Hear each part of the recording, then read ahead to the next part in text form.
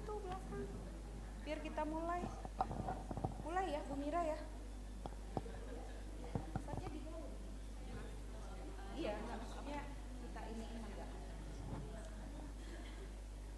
Duduk katanya. Oh.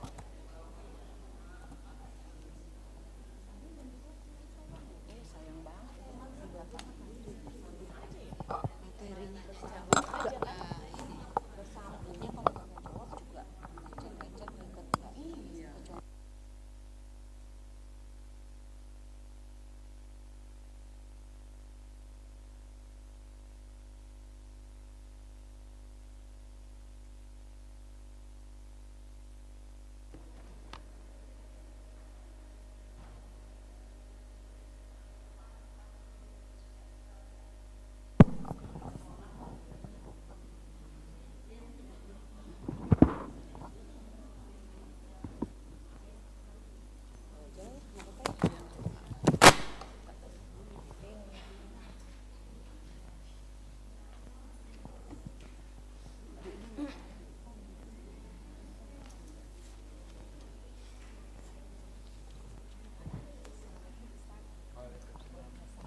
Ya, kita mulai aja. Gak apa-apa ya, Ustaz ya.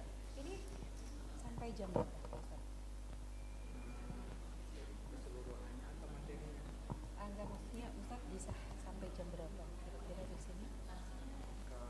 Biasa sampai jam berapa ya?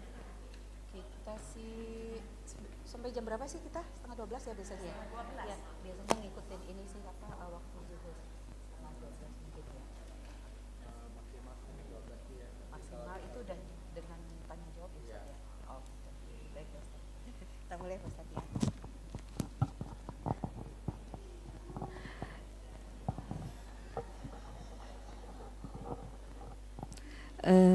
Ibu-ibu yang solehah, karena Pak Ustadz sudah hadir di tengah-tengah kita mulai aja ya ibu-ibu ya, mengingat waktu juga sudah berjalan terus.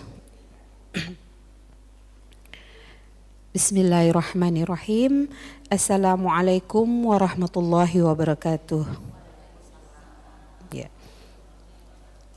Alhamdulillahi rabbil alamin. Wabihi nasta'inu ala umurid dunya waddin. Wassalatu wassalamu ala ashrafil anbiya'i wal mursalin. Wa ala alihi wa sahbihi ajma'in. Amma ba'du. Rabbi shrah li sadri wa yassir li amri. Wahlul uqdatam min lisani yafqahu qawli. Allahumma la sahla illa ma ja'altahu sahla. Wa anta taj'alul hasna idza syi'ta sahla. Allahumma inna nas'alukal ilman nafi'an wa rizqan thayyiban wa amalan mutaqabbalan. Alhamdulillah, amin. Yang saya hormati Ustadz Ervan Doni Tarmizi, LCMHI yang sudah hadir di tengah-tengah kita bersama. Yang saya hormati pengurus MTI Masjid Baitur Rahman dan segenap jajarannya. Ibu-ibu solehah yang saya sayangi, dan semoga kita selalu dalam rahmat Allah Subhanahu wa taala. Amin ya rabbal alamin. Alhamdulillah, puji syukur marilah senantiasa kita panjatkan kehadirat Allah Subhanahu wa taala atas limpahannya rahmat, taufik dan hidayahnya. Kita bisa berkumpul di majelis yang kita cinta ini, dan semoga penuh berkah dalam acara taklim bulanan MTI Masjid Baitur Rahman Kemang Pratama 3.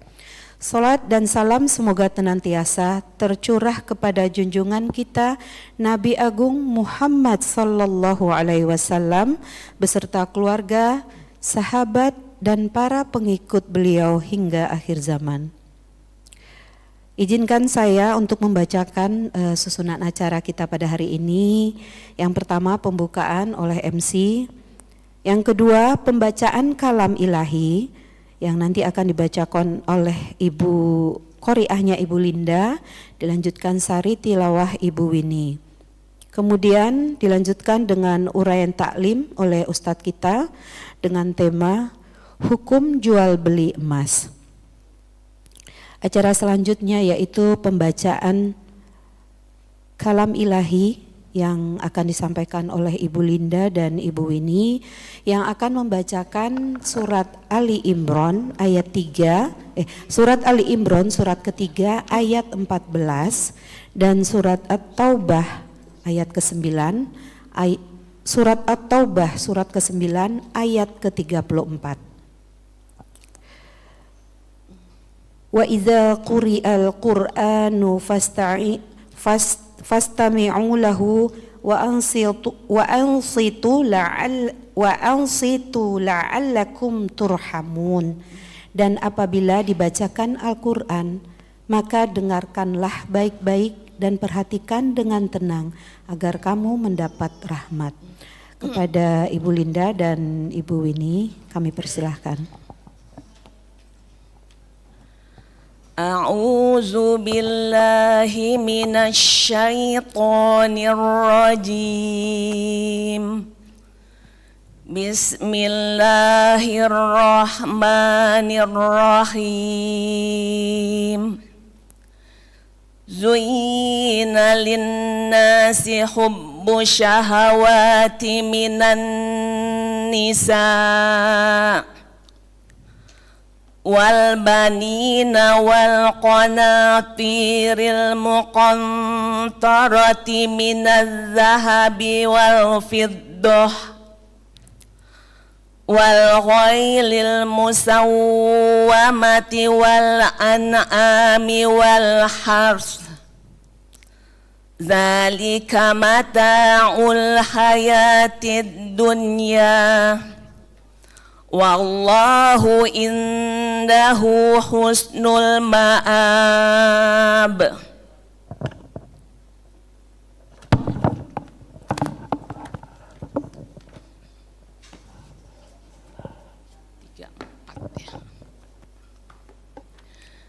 Ya ayyuhalladzina amanu inna katsiran minal ahbar war-ruhbani la yakuluna amwalan nasi bil batil wa yasudduna an sabilillah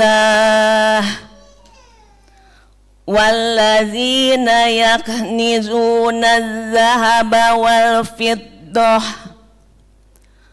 wala yunfiqunaha fi sabilillahi fabashshirhum bi'adzabin alim. Shadaqallahul azim.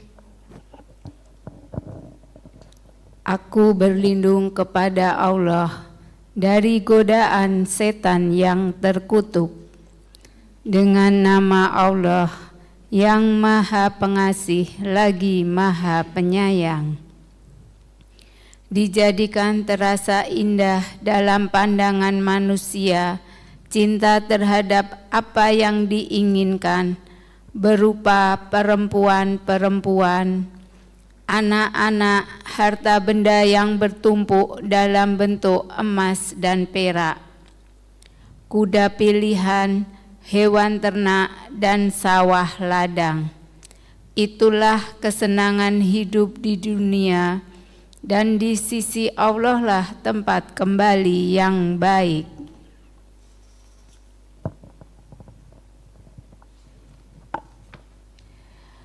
Wahai orang-orang yang beriman, sesungguhnya banyak dari orang-orang alim dan rahib-rahib mereka benar-benar memakan harta orang dengan jalan yang batil, dan mereka menghalang-halangi manusia dari jalan Allah.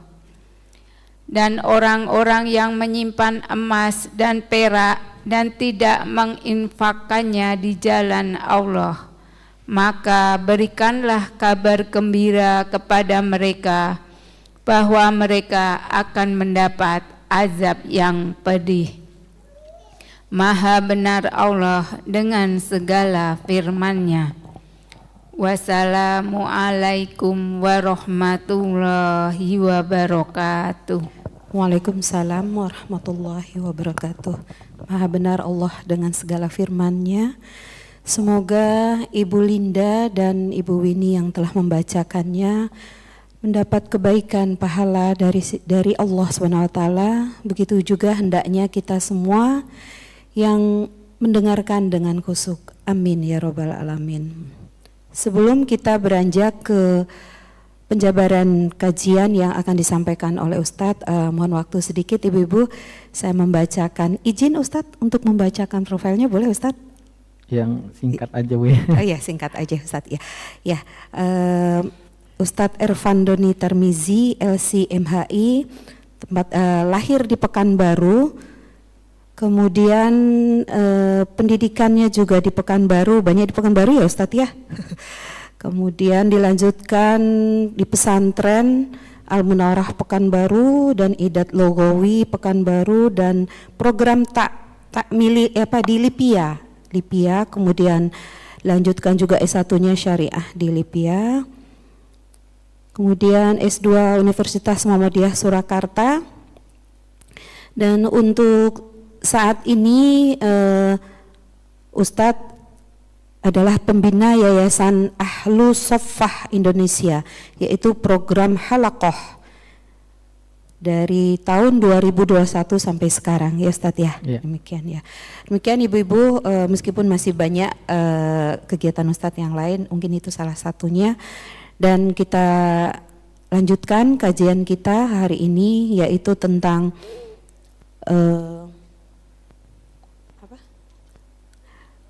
hukum jual beli emas ya. Semoga ilmu nanti yang disampaikan Ustadz dapat kita simak dan kita terapkan dalam kehidupan kita. Kepada Ustadz kami persilahkan. Oh ya, untuk waktu nanti sampai 11:30 ya Ibu-Ibu ya. Tapi itu sudah dengan tanya jawab ya Ustadz. Iya. Ya, demikian. Pada Ustadz kami persilahkan. Baik, terima kasih Bu MC. Bismillahirrahmanirrahim. Assalamualaikum warahmatullahi wabarakatuh. Alhamdulillahi rabbil alamin. Wassalatu wassalamu ala ashrafil mursalin Ina Muhammadin wa ala alihi wa ashabihi wa man ittaba'ahum bi ihsanin ila yaumiddin wa ba'd. Ibu-ibu kaum muslimat yang dicintai oleh Allah Subhanahu wa taala, kita mengucapkan rasa syukur kepada Allah Subhanahu wa taala diberikan limpahan kesehatan, nikmat-nikmat yang banyak dan terutama nikmat iman ya.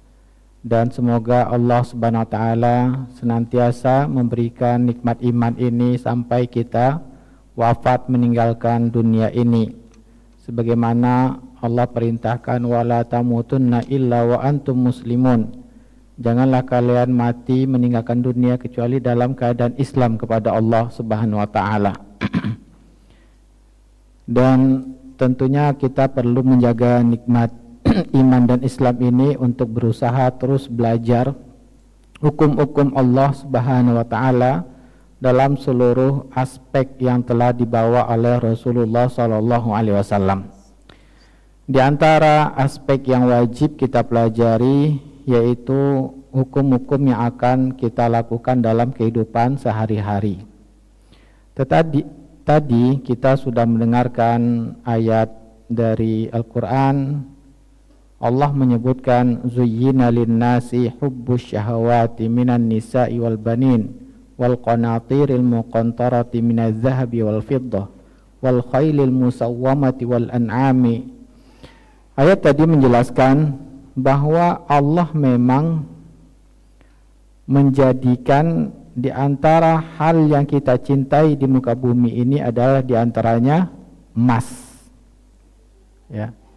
Sebagaimana Allah menyebutkan wa tuhibbunal mala hubban jamma. Kalian sangat-sangat mencintai harta. Jadi setiap manusia gak ada yang tidak mencintai harta. Ya, semua manusia pasti mencintai harta. Di antara bentuk harta adalah emas. Kemudian ayat tadi juga kita sudah dengarkan Allah mengancam walladzina yaknizuna zahabat wa la yunfikunaha fi sabilillah, dan orang-orang yang menimbun emas dan tidak membelanjakan di jalan Allah. Nah, ayat ini juga ancaman ya, di antara hukum yang harus kita ketahui dalam masalah emas ini, di antaranya yaitu apa? Ada kewajiban yang harus kita tunaikan. Nah, oleh karena itulah dalam kesempatan kali ini Allah memberikan nikmatnya kepada kita membahas hukum-hukum berkaitan dengan jual beli emas. Karena ya jual beli emas ini merupakan sesuatu yang memang banyak ragamnya di saat sekarang ini. Ada yang ya menjual emas secara online, ada yang digital, ada juga yang cicilan. Nah, oleh karena itulah wajib kita mengetahui hukum-hukum dalam Islam sebetulnya seperti apa diatur, apakah diatur atau tidak dalam masalah jual beli emas ini. Semoga ya dalam pembahasan kita ini bisa mendapatkan ilmu yang bermanfaat dan Allah mudahkan kita untuk mengamalkannya dalam kehidupan sehari-hari. Yang diantara kita bahas materi pertama yaitu pengertian jual beli. Apa yang dimaksud dengan jual beli? Kemudian kita akan membahas hadis-hadis Nabi dalam cara menjelaskan jual beli emas, dan nanti kita akan bahas perkataan ulama berkaitan dengan jual beli emas. Dan semoga nanti ya setelah materi kita akan memperdalam materi ini dengan tanya jawab dan diskusi supaya makin memahami tema yang kita bahas di pagi hari ini. Yang pertama, pengertian dari jual beli. Apa yang dimaksud dengan jual beli? Jual beli di dalam bahasa Arab dinamakan dengan al-bay'u, yang mana secara bahasa Arab al-bay'i itu adalah al-akhdhu biyadin wal i'ta' biyadin, yaitu jual beli secara bahasa Arab al-bai' itu artinya kita memberikan dengan tangan dan juga menerima dengan tangan. Jadi ada sesuatu yang kita kasihkan dengan tangan kita dan kita terima dengan tangan kita. Itu secara bahasa.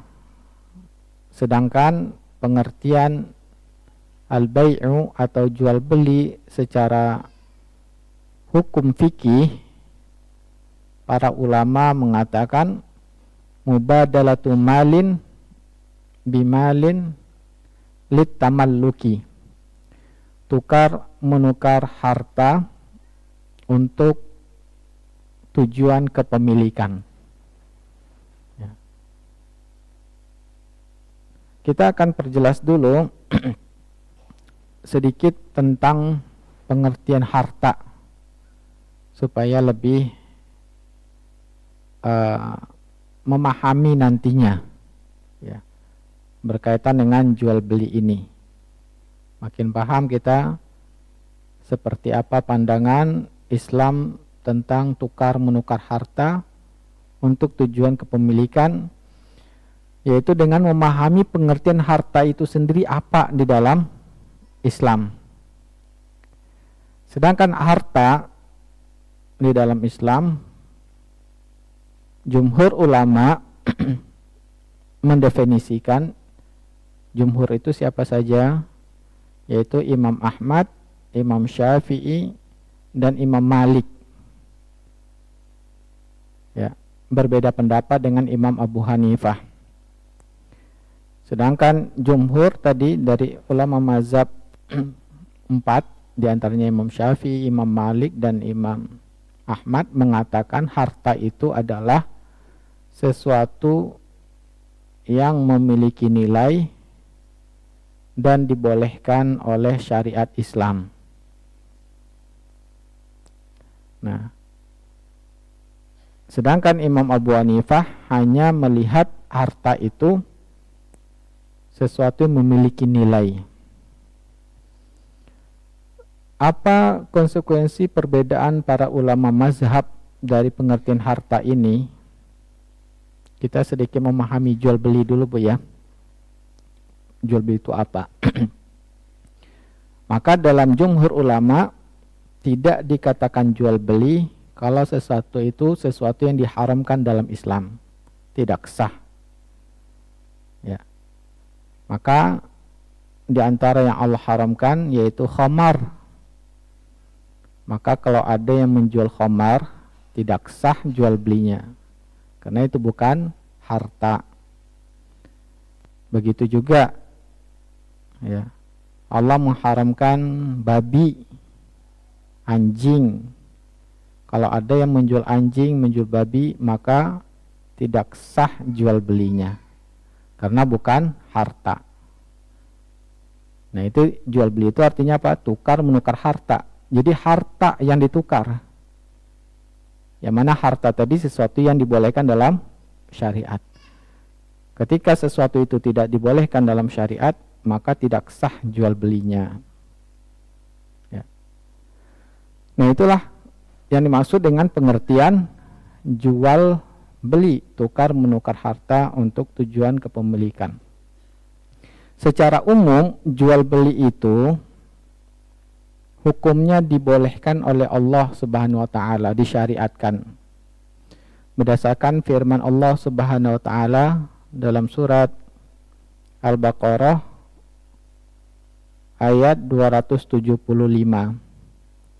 Allah berfirman, wa ahallallahu al-bai'a, dan Allah menghalalkan jual beli. Ya.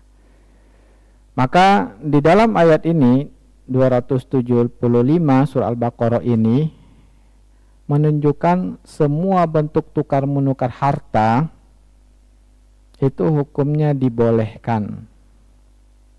Ya. Tetapi ternyata ada bentuk-bentuk tukar menukar harta yang lebih khusus dijelaskan hukumnya oleh Allah Ta'ala tidak dibolehkan.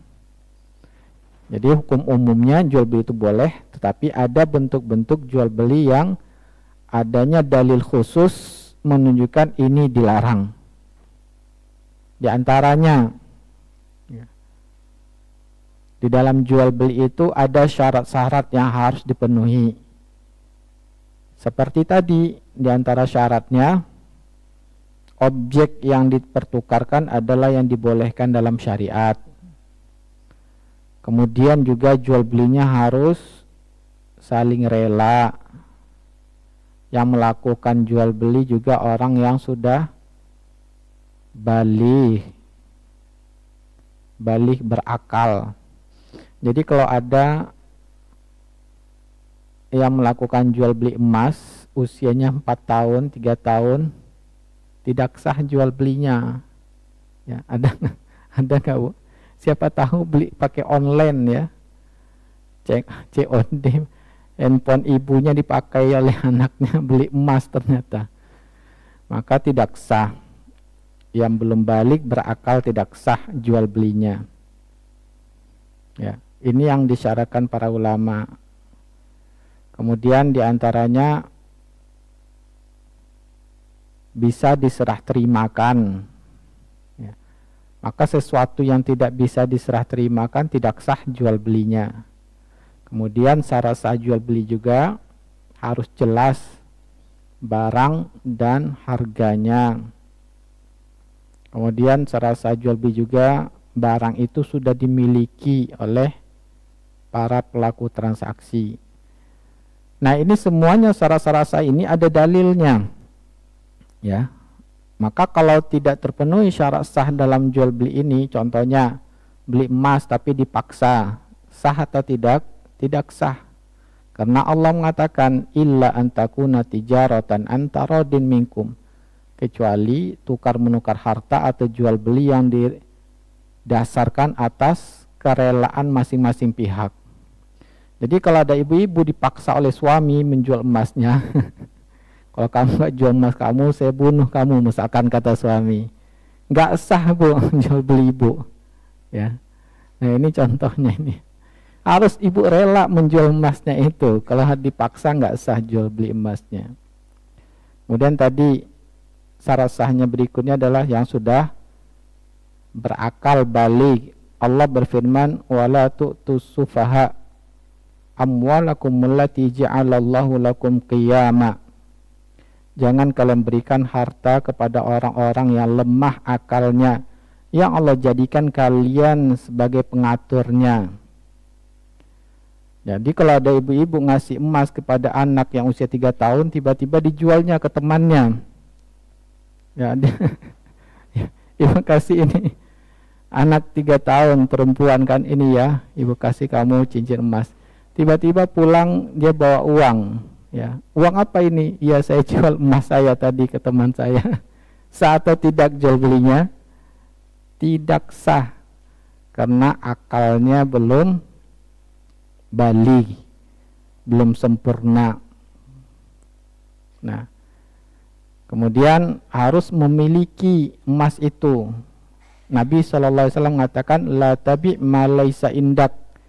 Jangan menjual barang yang belum kamu miliki. Ibu-ibu jual emas melalui online dropship. Ya, ada yang pesan, ibu-ibu ambil gambarnya dari internet, kemudian dipasarkan ke orang-orang. Kemudian ada yang beli, saya beli, kemudian terima uangnya, baru ibu beli dari agennya. Ini tidak sah, karena belum memiliki barang. Nabi mengatakan jangan menjual barang yang belum kamu miliki.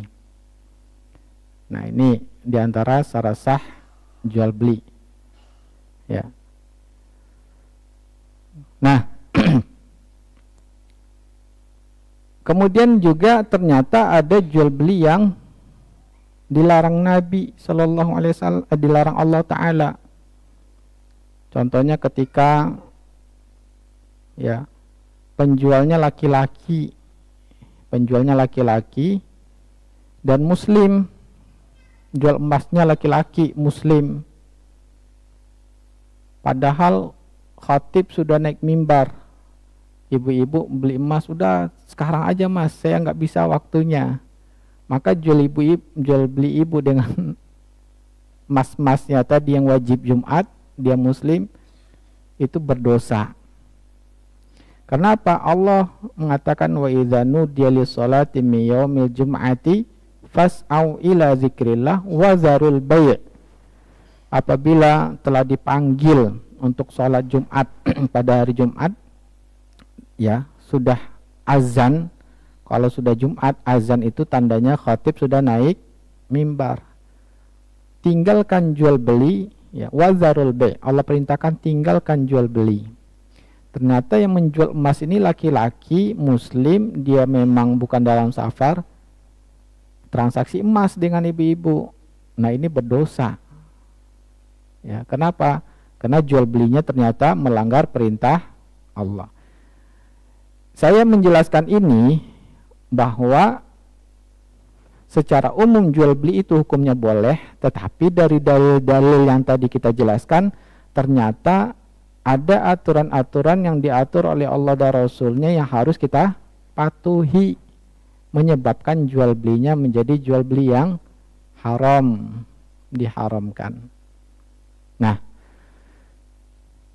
maka oleh karena itu kita harus mengetahui apa saja aturan Islam, tentunya dari Al-Quran dan hadis Nabi SAW, ya, berkaitan dengan emas.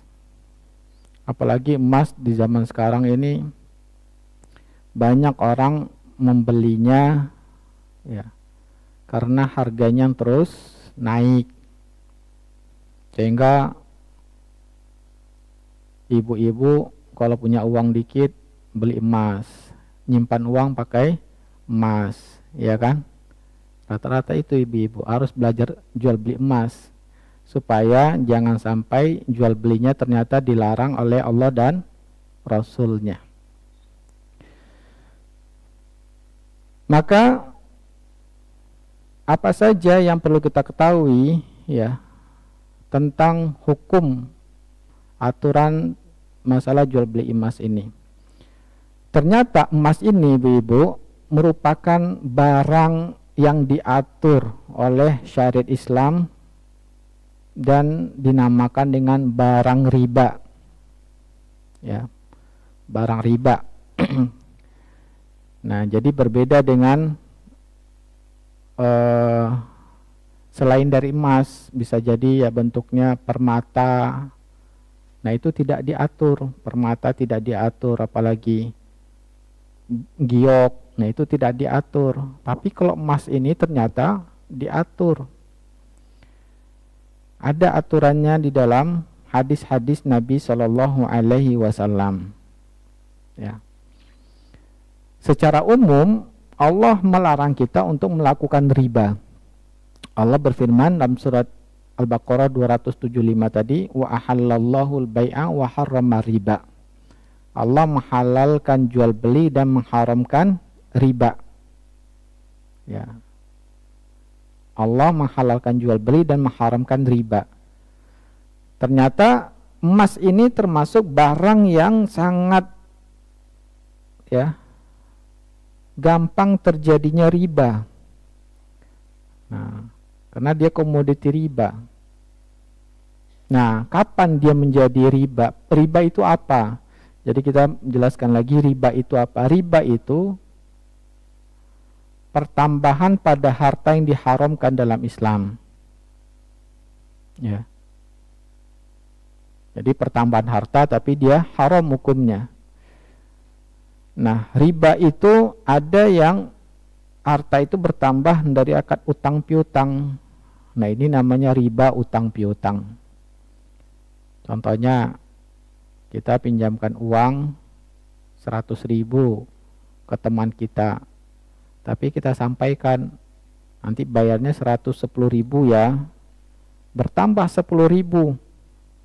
Nah, ini 10.000-nya dinamakan dengan riba dalam utang piutang. Dan juga pertambahan dalam tukar menukar emas. Ya. Nah, inilah yang akan kita baca dalil-dalil dari hadis Nabi Shallallahu Alaihi Wasallam. Ternyata emas ini diatur cara menukarnya, cara jual belinya. Yang pertama, hadis yang diriwayatkan dari sahabat Abi Sa'id Al-Khudri radhiyallahu anhu anna Rasulullah sallallahu alaihi wasallam qala. Dari sahabat Abu Sa'id Al-Khudri, Allah meridhoinya, sesungguhnya Rasulullah sallallahu alaihi wasallam bersabda, la tabi'u dzahaba bizzahabi illa mithlan bimithlin. Jangan, Nabi bersabda, jangan kalian jual beli. Nah, tadi kita katakan jual beli itu adalah tukar harta dengan harta. Jadi jangan kalian menukar emas ditukar dengan emas kecuali harus sama. Nah, jadi Nabi mengatakan diatur di sini kalau kalian ingin menukar emas harus sama. Ya. Jadi kalau ada yang tidak sama bisa menyebabkan dilarang, dan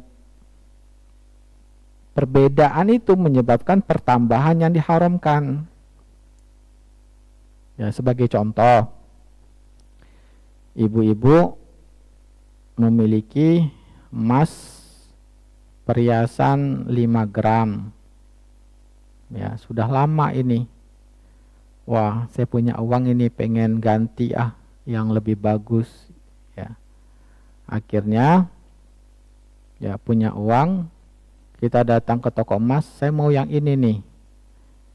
Ternyata 10 gram. Nah, kita tukar 5 gram beratnya, ditukar 10 gram. Karena yang satu 5 gram, kemudian tokonya bilang, ibu harus nambah 5 juta supaya bisa mendapatkan yang 10 gram. Berarti ini melanggar ucapan Nabi. Karena Nabi tadi mengatakan harus sama. 5 gram harus ditukar dengan 5 gram.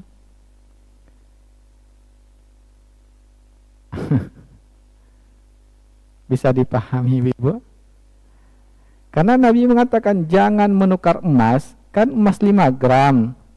Kita tukar dengan emas 10 gram, beda nggak beratnya? Beda. Padahal Nabi mengatakan illa mislan bimislin, kecuali harus sama 5 gram. Kalau tukar emas juga harus 5 gram. Nah, banyak kayaknya pertanyaan ini ya. Sudah mulai ribut.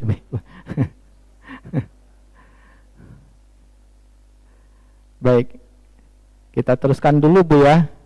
Nanti kita di akhir sesi nanti ada tanya jawabnya. Jadi alhamdulillah tandanya ibu-ibu paham ini ya. Saking pahamnya langsung gelisah. Berarti ya, tandanya paham ini. Ya.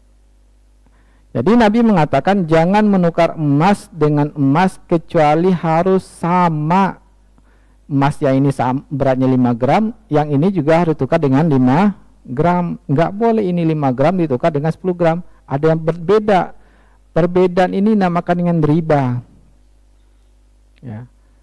Kemudian, Nabi menegaskan kembali, wala tushifu ba'daha ala ba'din. Jangan kalian tambahkan sebagian emas atas emas yang lain. Nah, ini 5 gram kalian tambah, ini yang 10 gram kalian tambahkan menukar, gimana? Ini 5 gram kalian menukar dengan yang 10 gram. Ini enggak boleh.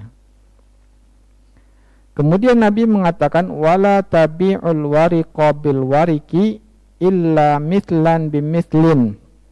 Nah, dalam ucapan ini juga Nabi mengatakan jangan kalian menukar perak dengan perak kecuali harus sama. Nah, jadi dalam ucapan ini juga Nabi katakan yang diatur berikutnya adalah perak. Ya. Kemudian wala tushifu ba'daha ala ba'din. Jangan kalian menambahkan ya salah satu peraknya ditukar dengan perak yang lain. Jadi ada salah satu perak yang lebih berat. Wala tabi'u minha, ini berikutnya. Ya. Wala tabi'u minha ghaiban binajizin. Dan jangan kalian menukar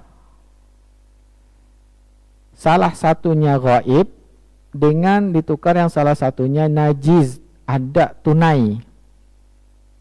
Nah, jadi di sini Nabi juga melarang, nggak boleh kita melakukan kesepakatan tukar menukar harta bentuknya emas atau perak yang mana yang satunya diserahkan tunai di waktu kesepakatan, tapi yang satunya lagi diserahkan nanti tertunda. Ini dilarang oleh Nabi. Maksudnya bagaimana? Contoh, ya, kita ingin nukar emas, ya, emas dengan orang lain. Kemudian kita serahkan emas kita, emas yang satu lagi kapan kita terima? Nanti misalkan, ya, kita keluar dulu, kemudian sudah ada kesepakatan, apakah 1 jam, 2 jam, baru kita terima emas yang lainnya. Maka ini tidak dibolehkan. Maka di sini menunjukkan Nabi mengatakan kalau ingin menukar emas atau ingin menukar perak harus tunai, di saat itu juga harus diserah terimakan. Enggak boleh ada jeda. Ya. Jadi kalau menukar emas atau perak tidak boleh ada jeda, harus betul-betul diserah terimakan di saat itu juga. Hadis ini diriwayatkan oleh Imam Bukhari dan Imam Muslim, muttafaqun alaih. Ya. Nah, ini hadis yang pertama. Nanti kita coba pahami hadis ini dari perkataan para ulama bagaimana penjelasannya, Ibu ya. Hadis yang kedua. An Ubadah bin Samit radhiyallahu anhu qala. Dari Ubadah bin Samit, Allah meridhoinya berkata, qala Rasulullah sallallahu alaihi wasallam, Rasulullah sallallahu alaihi wasallam bersabda, az-zahabu biz-zahabi, emas ditukar dengan emas, wal fiddatu bil fiddati, perak ditukar dengan perak, wal burru bil burri, gandum ditukar dengan gandum, wasyairu bis syair, syair ditukar dengan syair. Ini juga artinya gandum. Gandum itu ada dua bentuk, ya. Ada namanya bur dalam bahasa Arab, ada yang namanya syair. Bur ini lebih bagus, ya, lebih mahal. Syair ini yang di bawahnya. Jadi memang ada gandum itu dalam bahasa Arab ada dua jenis. Wat tamru bit tamri, kurma ditukar dengan kurma. Wal milhu bil milhi, garam ditukar dengan garam. Mislan bimislin. Nah, di sini Nabi kembali menyebutkan emas kalau ditukar dengan emas harus sama. Mislan bimislin. Emas ini ditukar dengan emas ini harus sama, nggak boleh berbeda. Kemudian apalagi yadan biyadin, tangan dengan tangan, artinya kita serahkan emas kita, waktu itu juga kita terima emas dari orang lain. Nah, yadan biyadin artinya apa? Harus tunai, nggak boleh kita terima sekarang, yang emas kita serahkan ke pihak lain nanti. Ini nggak boleh, ya. Kemudian diulang lagi oleh Nabi Shallallahu Alaihi Wasallam, maka apabila jenisnya berbeda, contoh emas kita menukar dengan perak, gandum kita tukar dengan kurma, ya, jenisnya berbeda. Fabi uke fasyitum, silahkan kalian tukar bagaimanapun yang kalian sepakati. Contohnya 1 gram emas kita menukarnya dengan 10 gram perak, sepakatnya begitu. Maka Nabi mengatakan terserah kalian menukarnya yang kalian inginkan pertukarannya. Kalau emas dengan emas harus sama, 1 gram ditukar dengan 1 gram. Sekarang kalau jenisnya berbeda, yang satu emas, yang satu perak, terserah kalian kata Nabi. Mau berapa kalian sepakatnya, 1 gram emas ditukar dengan 10 gram, atau 1 gram di toko lain 1 gram ditukar dengan 8 gram, nggak ada masalah kata Nabi. Tapi apa yang disyaratkan oleh Nabi SAW, idza kana yadan biyadin, apabila emas dan peraknya itu dipertukarkan yadan biyadin, kita serahkan emasnya, kita terima peraknya. Ya, artinya apa? Kalau kita serahkan emasnya, peraknya kapan? Nanti sore ya. Ini melanggar ucapan Nabi. Ya. Dinamakan dengan riba, pertambahan yang diharamkan. Nah, hadis ini diriwayatkan oleh Imam Muslim. Ya. Jadi sengaja kita bahas hadis-hadis Nabi supaya ibu-ibu paham. Ternyata ada aturannya kalau kita ingin menukar emas, menukar perak. Ya. Kemudian hadis dari Fudalah bin Ubaid, dari sahabat Fudalah bin Ubaid menceritakan, saya di waktu hari Khaybar membeli kalung yang ada permatanya, kalung emas yang ada permatanya. Jadi Khaybar itu, hari Khaybar itu ketika Nabi menaklukkan orang-orang Yahudi yang tinggal di Khaybar.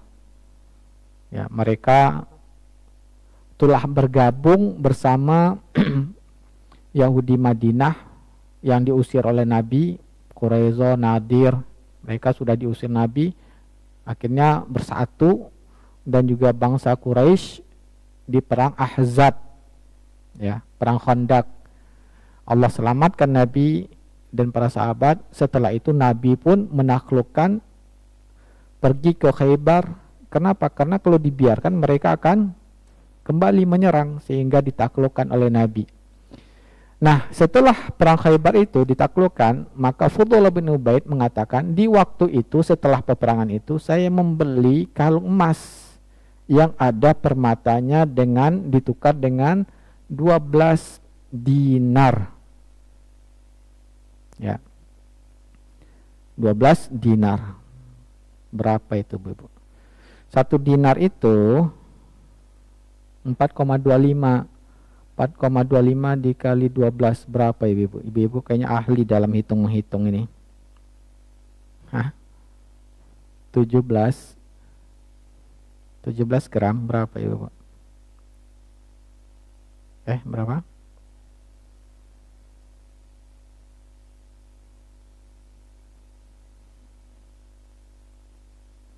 Kali 12, 51 gram.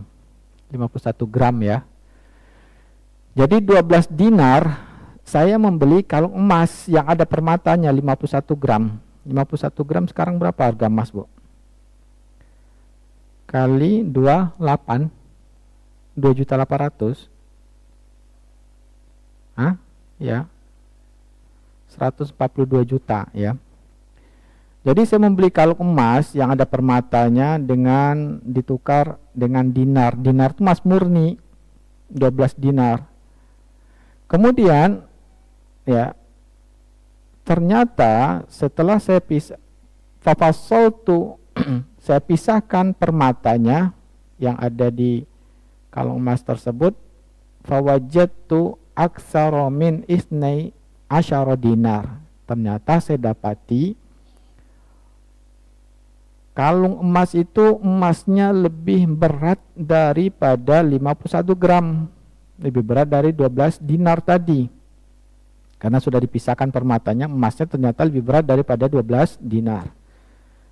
Fasa'altun Nabi SAW. Kemudian saya pun akhirnya bertanya kepada Nabi. Karena tadi Nabi sudah menjelaskan emas ditukar dengan emas harus sama. Sekarang saya beli kalung emas, ternyata beda beratnya dengan emas dinar. Kan sama-sama emas tuh, cuman yang satu bentuknya perhiasan, yang satu lagi bentuknya dinar, mata uang. Maka beliau bertanya pada Nabi. Maka apa kata Nabi SAW? La tuba'u hatta tufassal. Jangan dijual kalau begitu, jangan dilakukan tukar menukar, kecuali pisahkan dulu. Maksudnya apa? Nabi memerintahkan untuk kalau menukar pastikan sama berat yang di sini dengan yang ditukarnya. Bisa dipahami ya? Nah, maka berarti tidak boleh ibu-ibu menukar misalkan perhiasannya 50 gram. Tapi emasnya cuman 75%, 18 karat. Berapa tadi 50 gram ya? Ditukar dengan 45 gram logam mulia. Kan 24 karat kan? Itu tidak dibolehkan. Secara nilainya kan sama biasanya kan, ibu-ibu mau menukarnya kan nilainya sama, tetapi itu tidak dibolehkan. Supaya lebih mudah memahaminya, juga kurma dari Khaybar ini terkenal bagus ya, sehingga suatu ketika setelah ditaklukkan, tadi kan termasuk yang diatur oleh Nabi juga adalah kurma, tadi kan dalam hadis Ubadah bin Samit, ya kan? Nah, dalam hadis Ubadah bin Samit juga Nabi mengatakan kurma kalau ditukar dengan kurma harus sama dan harus tunai.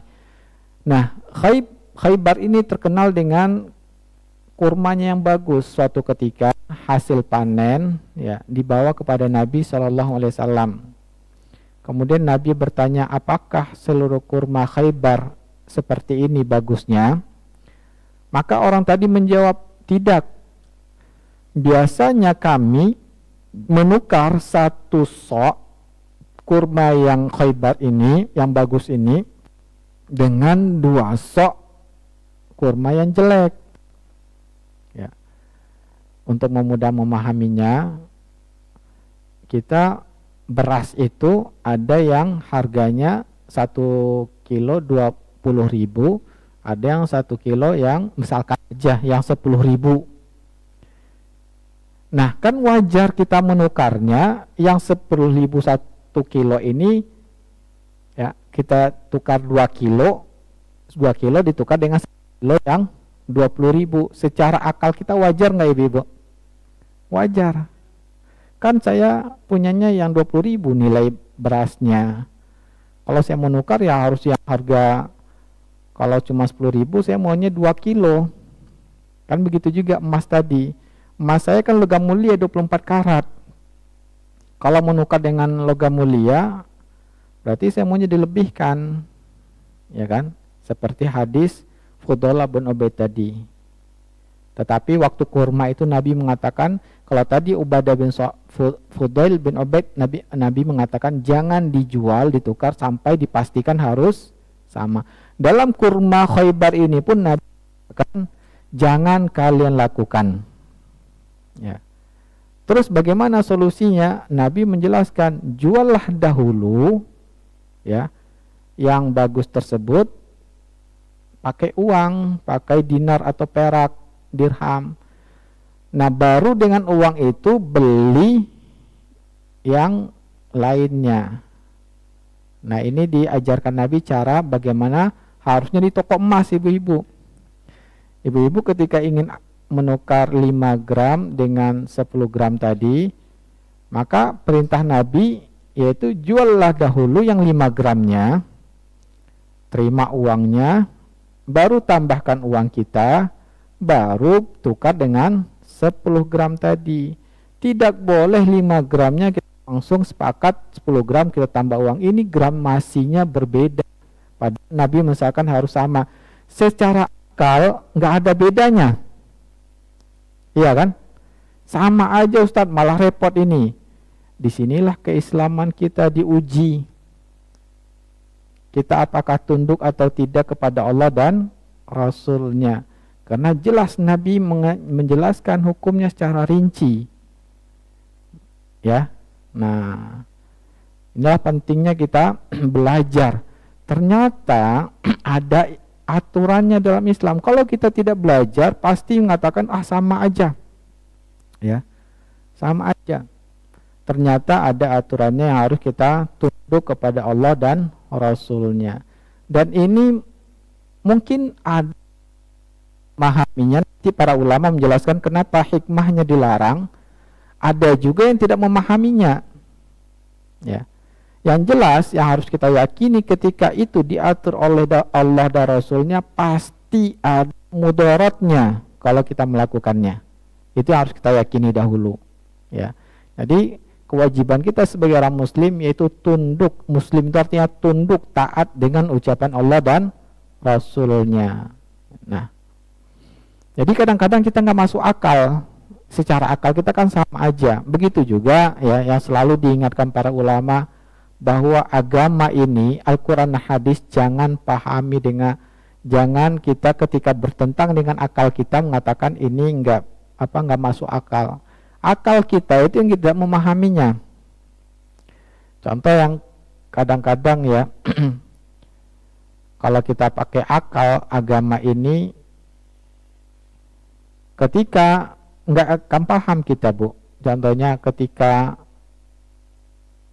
mengusap sepatu kan dibolehkan ya, kita itu sholat pakai sepatu, boleh pakai sepatu ya, sepatunya itu harus yang menutupi mata kaki sholatnya. Nah, ketika berwuduk cukup diusap ya, karena susahnya kita membuka sepatunya. Ketika berwuduk cukup diusap pakai air. Yang diusap kira-kira yang kotor sepatu itu bagian atas atau bagian bawah, ibu-ibu? Sepatu yang kita akan itu yang nginjak kotoran bagian bawahnya apa bagian atasnya? bahwa tujuan bersuci itu adalah untuk membersihkan. Yang kita usap yang bagian atas apa bagian bawah? Yang benar bagian atasnya, bukan bagian bawahnya. Jadi kalau ada yang mengusap sepatu itu bagian bawah, itu tidak sesuai dengan perintah Nabi. Nah, jadi mengusap sepatu itu cukup bagian atasnya ketika ingin sholat pakai sepatu atau pakai kaos kaki, ya. Jadi kita batal wudhu kita nih, ibu-ibu ingin sholat pakai kaos kaki. Ketika berwudhunya kaos kakinya boleh ibu-ibu tidak melepaskannya, cukup diusap aja, ya. Nah, yang diusap bagian atasnya apa bagian bawahnya? Atasnya aja cukup, ya. Nah, jadi ini menunjukkan pentingnya kita mempelajari dalil ucapan Nabi dan kita amalkan. Jangan memahami agama itu pakai akal ketika ada aturannya. Tapi ketika tidak diatur, maka akal itu dibutuhkan. Ya, ketika tidak diatur oleh Allah dan Rasulnya, baru akal kita berperan untuk bagaimana cara menjelaskan hukum. Baik. Nah, sekarang kita masuk bagaimana penjelasan para ulama terhadap hadis-hadis tadi. Ya. Maka akhirnya para ulama, ya,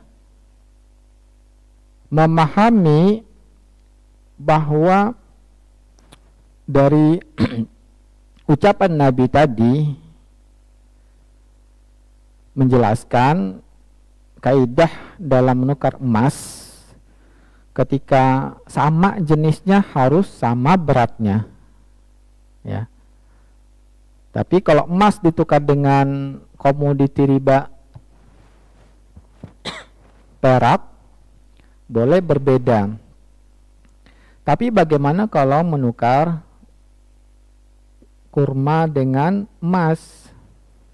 Nah, apakah diatur? Ternyata Nabi Shallallahu Alaihi Wasallam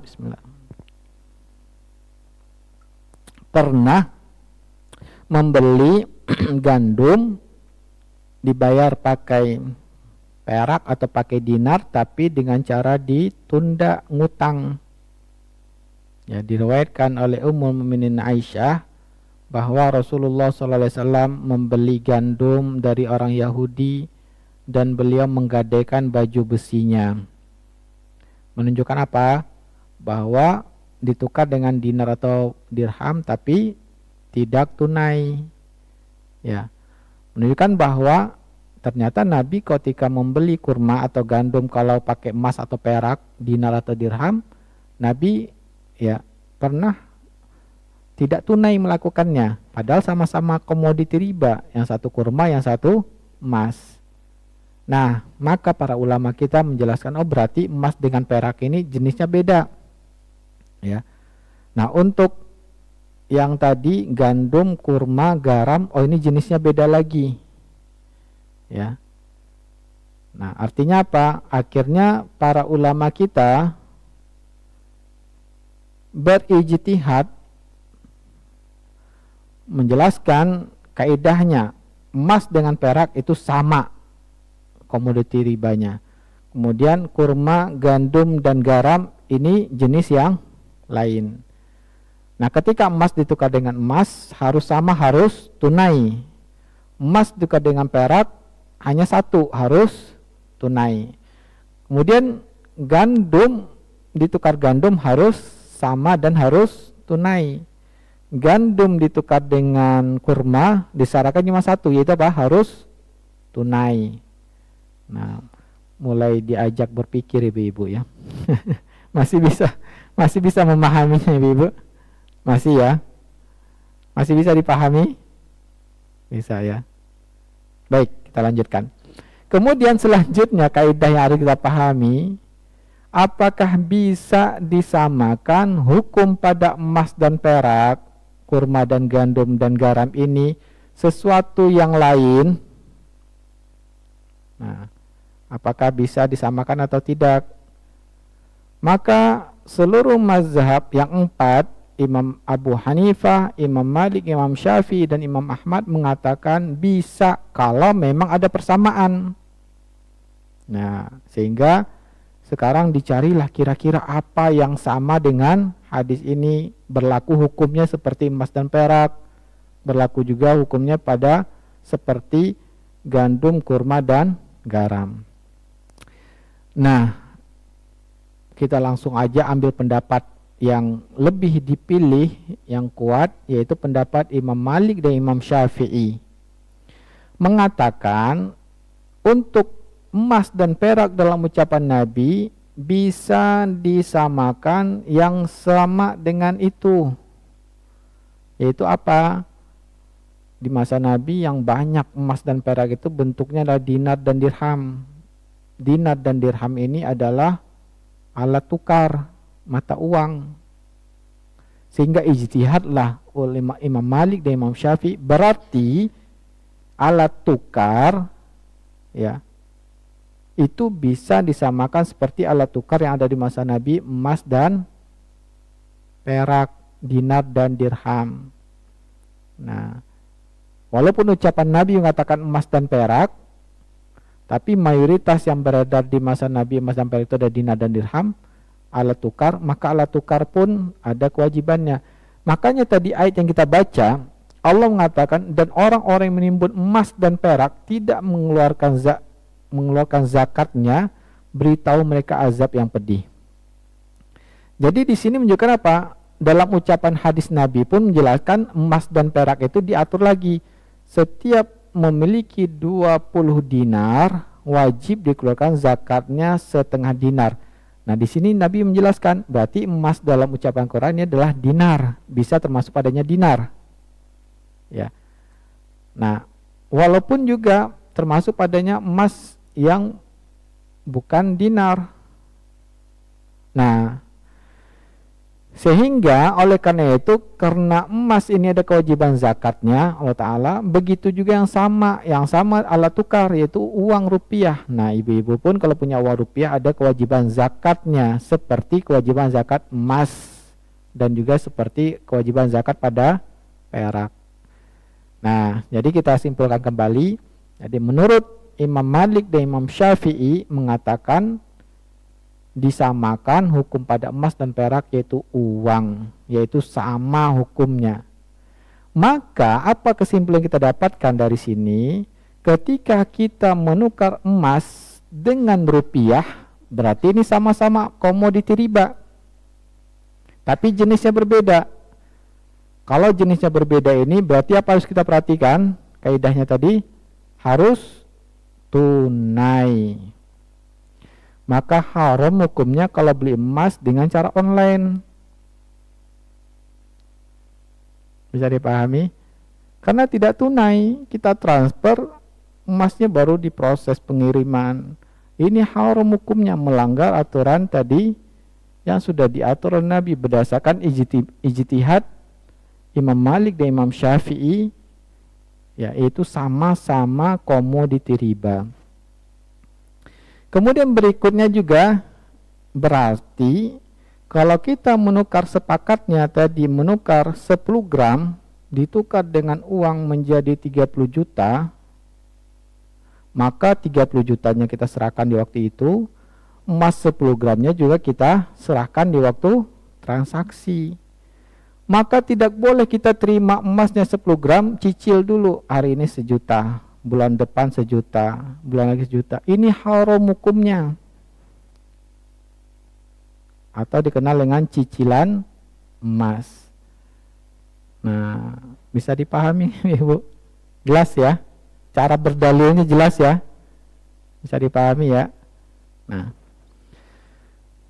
Nah, oleh karena itu juga para ulama mengatakan karena uang ini sama seperti emas dan perak, maka kalau jenisnya sama, contoh rupiah ditukar dengan rupiah, disyaratkan harus 2 tadi, karena satu jenis, harus sama dan harus tunai. Tidak boleh ibu-ibu menukar uang 100.000 dengan pecahan kita serahkan 100.000-nya, udah 50.000 aja dulu, nanti 50.000 lagi. Ini tidak boleh. Ya, bisa dipahami kan, banyak gitu kan. Begitu orang jualan, dia tidak ada kembalian, akhirnya bagaimana? Tanya ke teman sebelah, ada nggak pecahan 100.000? Nggak ada. Ya udah, ini 100.000-nya kamu terima dulu, saya ambil 50.000 dulu, nanti 50.000 lagi. Ini riba. Karena Nabi tadi misalkan harus sama. Nah, ternyata banyak aturannya Bu ya. Ketika kita paham, ternyata banyak yang dilarang. Maka tidak boleh juga ketika mau lebaran ada yang menukar. Ya. Uang barunya cuma 950 ditukar dengan 1 juta uang lama. Padahal Nabi tadi misalkan harus sama 1 juta, harus tukar 1 juta, dan keduanya harus diserahkan di saat transaksi. Berdasarkan pendapat Imam Syafi'i, yaitu alat tukar sama seperti emas dan perak. Makanya ada kewajiban zakat. Nah, terus solusinya bagaimana? Yang tadi contohnya menukar 100.000, 50.000 dulu, nanti kalau udah ada baru dibayarkan. Solusinya jangan tukar. Solusinya apa? Pinjam saja. Jangan serahkan uang 100.000-nya. Saya nggak ada kembalian ini, ada kembalian nggak ada. Saya pinjam dulu aja. Ya berapa adanya? 50.000. Ya udah saya pinjam 50.000. Jangan kasih uang 100.000-nya. Kalau kita kasih berarti tukar menukar. Tadi kita kembali lagi, jual beli itu artinya apa? Tukar menukar harta. Berarti itu jual beli. Jadi dirubah kesepakatannya bukan tukar menukar harta, tapi pinjam. Nanti saya ganti 50.000-nya. Nah, ternyata ketika kita belajar, ya, kalau secara akal, oh sama aja Ustadz, gitu kan? Kalau secara akal ternyata tidak sama. Yang ini Allah haramkan, ini riba, tapi yang satu lagi dibolehkan. Karena utang piutang dibolehkan, hukumnya boleh. Sedangkan tadi menukar uang 100.000 dengan 50.000, nanti 50.000-nya lagi diserahkan, ada jeda, ini dilarang, ini jual beli. Nah, ya, nah itulah kaidahnya. Ya, berarti tadi sudah kita ketahui ternyata, ya, untuk mata uang kita menurut Imam Syafi'i dan Imam Malik itu seperti emas dan perak. Maka ketika kita menukar emas dengan mata uang, disyaratkan harus tunai, ya, tidak boleh ada jeda.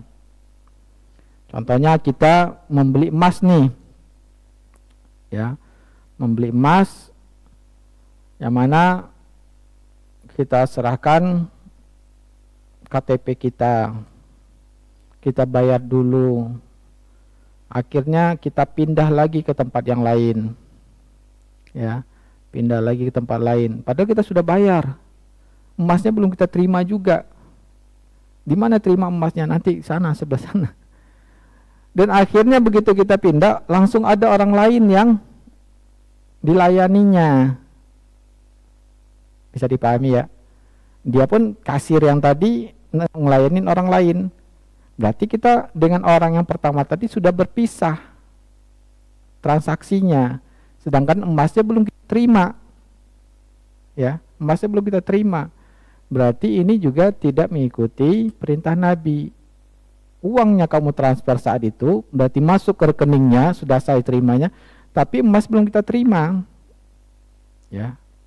Nah, ini juga ternyata melanggar kaidah tentang hukum jual beli emas yang diatur oleh Rasulullah Shallallahu Alaihi Wasallam.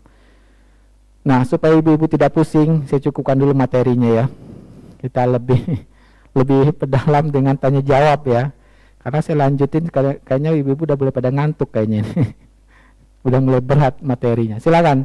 Kita lanjut dengan tanya jawab dan diskusi. Ibu-ibu, kita lanjut dengan tanya jawab ya.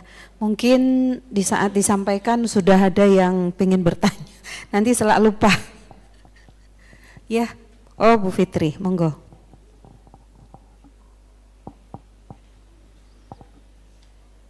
Dan ini juga ibu-ibu diskusi ya, nggak apa-apa. Ustadz, kenapa ini ada yang mengatakan boleh, ada ini. Nah, kita diskusi, silakan aja ya. Assalamualaikum warahmatullahi wabarakatuh. Terima kasih Waalaikumsalam atas warahmatullahi waktunya. wabarakatuh. Ustadz, maaf langsung 2 titipan teman soalnya Ustadz. Ya. Yang pertama adalah bagaimana kalau pesan emas itu apakah diperbolehkan? Karena kayak misalnya cincin pernikahan itu kan kadang-kadang barangnya nggak ada gitu. Nah itu apakah diperbolehkan? Terus apa hukum apa sih kalau misalnya itu apa hukumnya gitu? Apakah harus DP dulu atau harus barang ada dulu baru uang kita kasih? Terus yang kedua mengenai cicilan emas Ustadz. Jadi misalnya kayak di Pegadaian itu kan akadnya mungkin misalnya 1 gram itu 2 juta aslinya gitu, tapi di akadnya 2,5 juta, terus Pegadaian langsung membuat cicilan secara 6 bulan, terus dia nggak akan naik, nggak akan turun dengan akad yang seperti itu. Apakah itu diperbolehkan Ustadz? Yeah. Terima kasih. Assalamualaikum warahmatullahi wabarakatuh. Waalaikumsalam warahmatullahi wabarakatuh. Di antara fenomena yang kita hadapi ketika ada yang menikah, ya akhirnya dia custom dulu, mau bentuknya tertentu. Nah, karena tidak ada bentuk yang kita inginkan pada penjual, sehingga mereka mengatakan, ya udah kami bikin dulu. Nah, bagaimana aturan syariat tentang hal ini? Maka kalau kita pahami dari penjelasan dari Imam Malik dan Imam Syafi'i tadi, emas ditukar dengan uang rupiah, ini kan komoditi riba. Karena uang pun ya menurut Imam Syafi'i dan Imam Malik adalah komoditi riba seperti emas dan perak. Maka disyaratkan berdasarkan ucapan Nabi tadi mengatakan bahwa kalau jenisnya berbeda ya, maka disyaratkan harus tunai. Berarti bagaimana tunai itu? Sekarang masih nggak ada Ustadz. Itu jadi masalah, berarti nggak boleh. Berarti kalau tetap melakukan itu tidak. Solusinya bagaimana? Solusinya berarti kita minta yang ingin mungkin hanya tulis nama aja, mungkin kan sudah ada emasnya tapi tulis nama aja. Berarti bagaimana caranya? Kita transaksikan dulu emasnya. Berapa ini yang cincinnya ini? Ya saya ingin tulis nama. Oh ini cincinnya ini harganya 10 juta. Ya udah kita transaksi dulu cincinnya tunai, kita terima cincinnya, kita bayarkan uang kita. Nah sekarang baru kita katakan saya ingin ditulis nama. Nah itu kan baru setelah itu dia nulis namanya, berapa jasanya? Jasanya 100.000. Ya udah mau dibayar kapan, nanti atau sekarang, terserah. Nah itu solusinya. Atau kalau ingin misalkan ingin yang langsung dari logam mulianya, ya dari 10 gram, kita minta dulu mana yang 10 gramnya, saya ingin bentuk dulu. Atau kita yang punya emasnya, ya kan dia biasanya yang pengrajinnya itu kan bisa dia membentuk dari logam mulia kan. Ya udah kita serahkan aja emas kita. Ini saya ada emas ini 10 gram 24 karat, tolong bikinkan cincin, berapa upahnya? Jadi yang kita sepakati adalah upahnya, emasnya dari kita. Nah itu solusinya kalau ingin membuat custom, ya tidak melanggar aturan Nabi Shallallahu Alaihi Wasallam. Jelas? Untuk pertama solusinya udah tahu ya. Dan itu kalau tetap dilakukan berarti melanggar ya yang ucapan Nabi yang dipahami oleh Imam Malik dan Imam Syafi'i. Ya. Dan itu pendapat yang lebih kuat. Nah, kemudian untuk yang kedua, bagaimana hukumnya beli emas tapi dengan cara mencicil? Ya, maka tadi sudah kita sama hukumnya yang sudah dijelaskan oleh Imam Malik dan Imam Syafi'i mengatakan bahwa disyaratkan harus tunai, maka itu menjadi sesuatu yang dilarang, dinamakan riba nasi'ah. Ustadz tadi mengatakan riba itu kan ada pertambahannya. Sedangkan ini di mana pertambahannya? Ya. Wallahu taala alam, para ulama mengatakan bahwa ketika ditunda menyerahkan salah satu emas atau rupiah, saat kita serah terimanya ya, nanti emas itu pada hakikatnya realitanya di pasaran itu naik turun harganya. Nah, padahal realitanya dia naik turun harganya. Berarti waktu kita misalkan sepakatnya di harga misalkan 2.800.000 1 gramnya, tapi serah terimanya di sore hari harganya bukan lagi 2.800.000, bisa jadi 2 juta. Nah, tentu ada yang dirugikan, ada yang bertambah. Ya. Sehingga oleh karena itulah hikmahnya para ulama mengatakan ini akan ada pertambahan yang diuntungkan, ada yang dirugikan ketika ditunda. Nah, contohnya tadi waktu kita kredit emas, waktu sepakatan harganya 2.800.000 ya. Tapi uangnya kita serahkan tunda. Nah, emas 1 bulan lagi itu nilainya bukan lagi 2 juta, bisa jadi bulan depan sudah 2.100.000 sudah. Nah, ini akhirnya ada didapatkan oleh orang yang memegang emas, dia diuntungkan. Itu hanya hikmah yang disebutkan para ulama. Sebagai seorang muslim paling penting adalah mengikuti ucapan Nabi SAW. Nah, itu yang lebih aman bagi kita. Wallahu ta'ala. Silakan pertanyaan berikutnya. Assalamualaikum warahmatullahi wabarakatuh. Waalaikumsalam warahmatullahi wabarakatuh. Ustadz mau nanya, misalnya kita mau beli hari ini ya, saya punya langganan misalnya kan, saya tanya berapa hari ini, terus harganya misalnya 10 gram 25 misalnya, terus saya transfer kan ke dia, dia ngasih foto gambarnya itu, tapi kita nitip dulu gitu boleh enggak ya Tat? Jadi kita belum langsung ngambil, jadi si penjual ngasih tahu, oh ini loh barangnya di foto, terus saya transfer uangnya. Tapi saya nitip karena saya belum bisa ngambil sekarang, misalnya seperti itu gimana Tat? Kalau besoknya dia bilang, maaf Bu, emasnya hilang dicuri orang, gimana Ibu? Gimana Ibu? Gimana Ibu? Besoknya dia ngebilang ke Ibu, Bu, maaf Bu, emasnya hilang dicuri orang, gimana Ibu? Kan Ibu bilang nitip tadi kan? Terus Ibu bilang apa? Ya itu, saya bertanya lagi ke Ibu, gimana Ibu sikapnya? Dia dijawab Ibu Risiko gimana? mungkin ya, risiko saya. Kalau saya nitip berarti risiko saya maupun hilang mau apa gitu. Enggak, itu secara akal-akalan saya aja Bu, sebetulnya. Udah langganan. Sebetulnya nggak boleh, nggak boleh Bu. Jadi ingin memahami, jangan menggunakan kata-kata mencoba membolehkan istilah nitip. Makanya saya tanya, kalau hilang gimana Ibu? Akhirnya bingung kan? Nah, intinya diatur oleh syariat Islam bahwa kalau Ibu ingin tukar emas dengan rupiah, syarat 51 harus tunai, ketemuan ya. Atau dia misalkan kita cari orang kita, ya tolong dong wakilkan teman kita misalkan ya, jangan si penjual tapi teman kita, tolong dong kamu kan dekat dengan ini ya, tolong kamu terima emasnya saya transfer sekarang. Nanti begitu dia sudah berada di penjual emas tadi, sudah di sana belum, sudah ya udah saya transfer sekarang, begitu solusinya.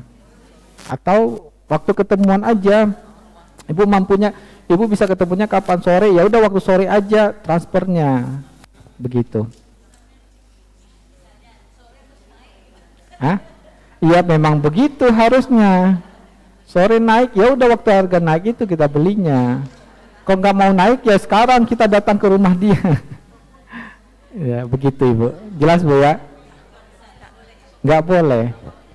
Ustadz, Ya. oke, saya Ustadz, boleh? Silakan Ibu, silakan. Oke, Assalamualaikum Ustadz. Ini saya mempertanyakan tentang jual beli emas secara angsuran, Ustadz. Ini ada fatwa MUI-nya terkait dengan, kan bank-bank syariah sekarang mengeluarkan jual beli emas secara angsuran. Intinya dibilang ini menggunakan akad murabahah, yang saya baca nih ya, murabahah. Iya Bu, silakan. Terus dan sebagai komoditi atau barang sirah. Jadi bukan alat tukar, bukan sebagai uang. Di sini dia bilang tidak ada riba, tidak ada peningkatan harga karena sudah disepakati pada akad murabahahnya itu, walaupun bisa terjadi penambahan nilai nantinya. Ini bagaimana Ustadz nih? Soalnya ini kan sekarang udah fatwa MUI dan berarti berlakunya nasional ya untuk bank syariah. Ini seperti apa? Ya, nah ini yang tadi saya ingin sampaikan. Silakan Ibu kita diskusi ya. Nah tadi kan kita sudah menjelaskan bahwa pendapat Imam Malik dan Imam Syafi'i bahwa bisa yang disamakan dengan hukum pada emas dan perak pada ucapan Nabi itu mata uang. Ya, kenapa? Karena sama-sama alat tukar di masa Nabi, emas dan perak, dinar dan dirham. Maka di masa kita ya alat tukarnya adalah rupiah, maka rupiah ini bisa dilakukan seperti dinar dan dirham. Kemudian tadi juga MUI mengatakan bahwa emas sekarang bukan komoditi riba, karena emas itu sudah menjadi barang biasa. Ini fatwa MUI. Ya, MUI mengatakan maka kalau sudah barang biasa seperti rumah, mobil boleh dicicil, boleh tidak tunai. Nah, ini fatwa Majelis Ulama Indonesia. Maka kita jawab, apakah mungkin kita menghapus hukum pada ucapan Nabi SAW dengan ijtihad para ulama? Itu pertanyaan yang bisa dijawab enggak? MUI mengatakan uang itulah yang komoditi riba. Dalam hadis Nabi ada enggak rupiah? Enggak ada. Dalam ucapan Nabi apa yang disebutkan? Tadi sudah kita baca loh, Imam Bukhari, Muslim. Habis Nabi mengatakan apa? Emas, perak. Apakah Nabi mengatakan dinar dan dirham? Tidak. Nah itu pentingnya tadi saya baca hadisnya supaya ibu paham bahwa dalam ucapan hadis Nabi ini kan Imam Bukhari, Imam Muslim itu emas dan perak. Kemudian dalam hadis yang disebutkan dari Fudhalah bin Ubaid, saya membeli perhiasan emas ditukar dengan dinar. Maka Nabi mengatakan tidak boleh tukar, harus sama. Maka dari hadis-hadis Nabi menunjukkan emas, apakah itu dia bentuknya perhiasan, apakah bentuknya dinar, dia adalah komoditi riba yang diatur oleh Allah Subhanahu wa taala. Tidak mungkin kita hapuskan ucapan Nabi SAW dengan ijtihad para ulama. Ijtihad ulama yaitu Imam Malik, Imam Syafi'i mengatakan bisa disamakan yaitu mata uang, ya kan? Apakah mungkin, ini kan hukum cabang, mata uang ini kan hukum cabang diambil dari hadis. Apakah mungkin kalau kita hapuskan emas bukan lagi komoditi riba, hilang hukum ini jadinya? Hukum pada mata uang ini hilang. Kenapa? Kita hapuskan emas dalam ucapan Nabi. Sehingga pendapat MUI ini tidak ada pendapat ulama di dunia ini, cuman di Indonesia aja fatwanya. Coba silahkan, coba sih lihat. Ya, fatwa ulama-ulama internasional enggak ada membolehkan, haram semuanya Ibu. Cuman MUI yang bolehkan. Ya, kenapa? Karena ini sangat bertentangan dengan ucapan Nabi Sallallahu Alaihi Wasallam. Coba lihat fatwa dimanapun negara Islam, coba lihat fatwanya, hukum menukar emas dengan mata uang boleh atau tidak. Maka ini sangat lemah pendapatnya. Kemudian yang perlu kita ketahui juga, ya, bahwa negara kita bukan berdasarkan hukum Islam. Mana lebih dulu, fatwa MUI atau undang-undang? Lebih dulu undang-undang di negara Indonesia. Bisnis emas ini sudah lebih dulu. Ya, bisnis emas itu sudah lebih dulu. Terus bagaimana kok bisa ada fatwa sangat berat? Fatwa ini keluar karena kepentingan. Ya. Karena kepentingan bisnis. Pokoknya kami mau keluar fatwa halal, silahkan cari pokoknya dalilnya untuk membolehkan. Ya, pokoknya harus boleh. Karena kami sudah menjalankan bisnis ini, pokoknya harus keluar fatwa boleh. Makanya aneh. Dan fatwa kita ini, ya, makanya dalam praktek fatwanya ini tadi landasan kita bukan negara Islam. Yang kedua, fatwa akan sangat terpengaruh dengan bentuk. Makanya kita lihat juga dalam fatwa MUI itu mengambil pendapat yang kuat kecuali memperhatikan maslahat dan mudarat. Bisa jadi maslahatnya menjaga maslahat undang-undang, maslahat bisnis, ya, Nah, oleh karena itu fatwa ini, padahal kalau kita kembali kepada Al-Quran dan hadis, Allah mengatakan fa in tanaza'tum fi syai'in farudduhu ila Allah wa Rasul. Kalau kalian berbeda pendapat, kembalikanlah kepada Allah dan Rasul.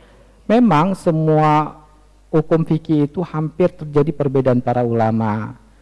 Maka kita diperintahkan Allah kembalilah kepada yang lebih mudah memahami dari Quran dan hadis. Kalau tadi kan sangat mudah dipahami, ya kan?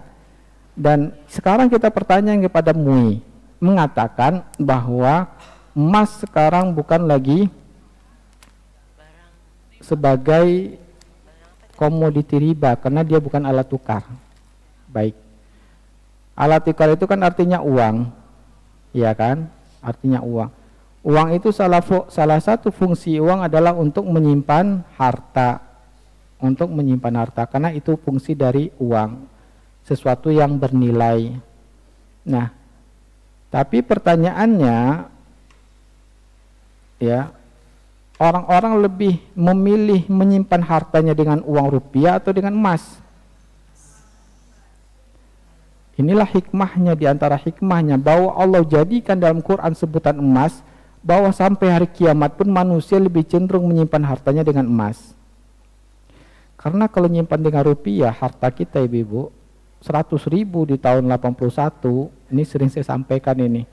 81 orang tua saya beli tanah 1 hektar 100.000 di Pekanbaru. Sekarang 100.000 2 kilo cabai. 100.000. Kalau ibu-ibu menyimpan hartanya dengan rupiah, ya hilang mata uang, hilang hartanya. Makanya orang dari dulu cenderung menunjukkan bahwa sampai kapanpun emas itu tetap menjadi pilihan sebagai fungsi uang. Ya, fungsi uang itu adalah menyimpan harta. Nah, itu juga. Kemudian ya, yang bikin lemah fatwa Majelis Ulama Indonesia berikutnya, akhirnya mengambil fatwa Syekhul Islam Taimiyah. Nah, kalau tadi kan kita jelaskan kan pendapat Imam Malik dan Imam Syafi'i mengatakan bahwa ya disamakan dengan emas ini adalah alat tukar. Seluruh ulama sepakat mengatakan emas apapun bentuknya dia adalah komoditi ribawi sampai hari kiamat.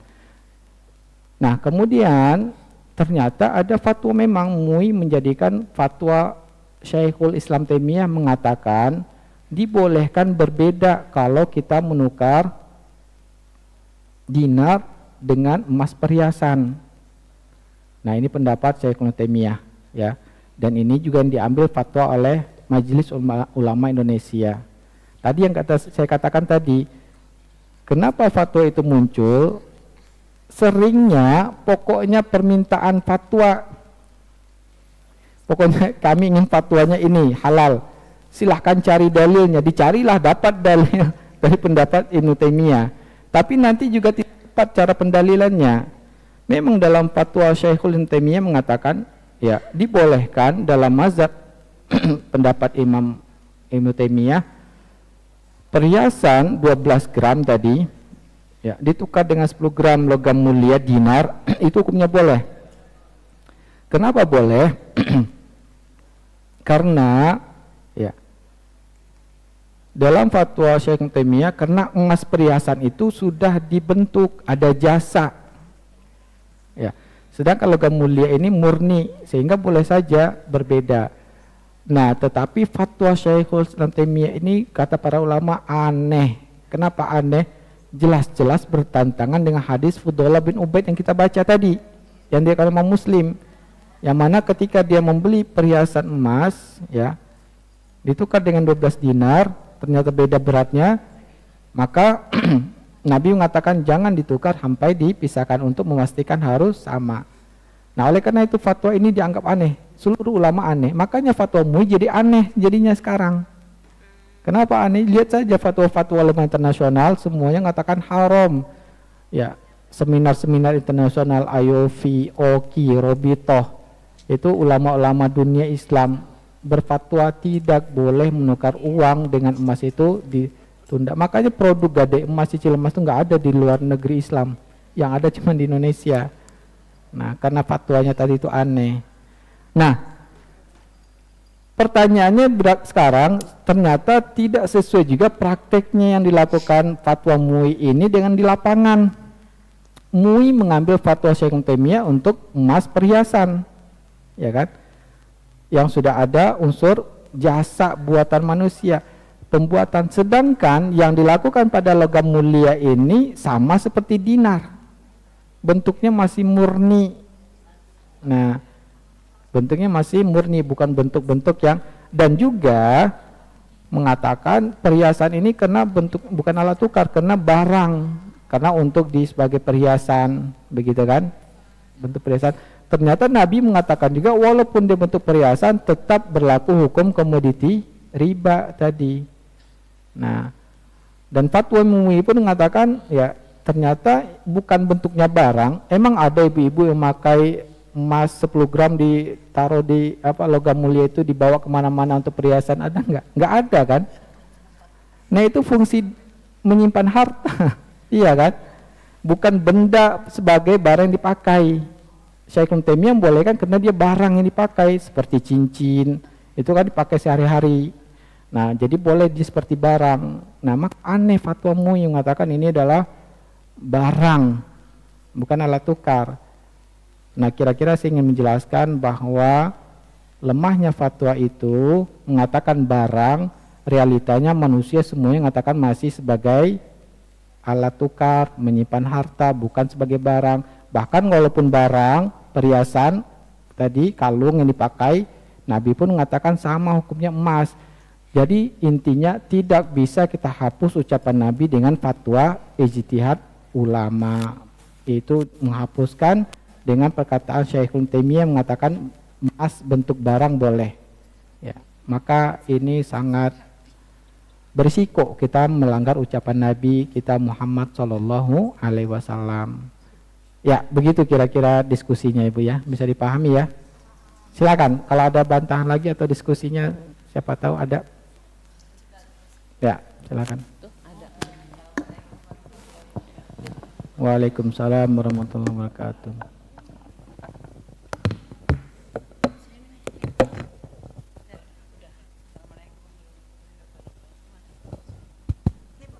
Oh ya dah.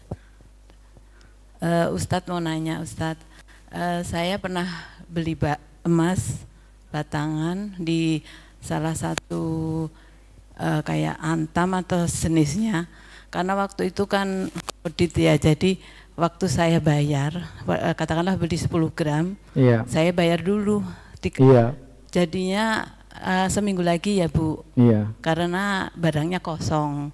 Kalau saya nggak beli, saya nggak dapat emasnya gitu. Akhirnya saya beli, terus saya dapat kwitansi. Inilah bukti kwitansi untuk pengambilan barang itu. Gimana menurut Islam ya, hukum Islam, Ustaz? Menurut Terima Islam kasih. Tadi sudah kita jelaskan tidak boleh. Nah, menurut pendapat yang kuat dari para ulama-ulama mengatakan tidak boleh, ya.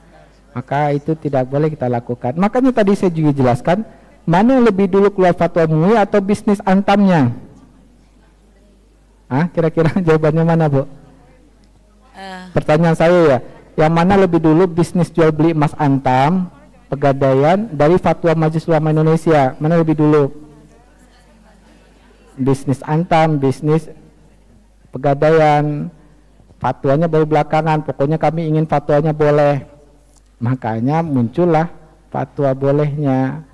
Karena dicari, oh ada ini ulama yang bolehkan, ya udah kita ambil fatwa ini. Nah itu, maka tidak boleh. Wallahu ta'ala alam. Setelah yang saya punya itu gimana ya Ustadz? Nah itulah alhamdulillah. Sekarang kita belajar, ternyata tidak boleh. Kedepannya tidak boleh kita lakukan.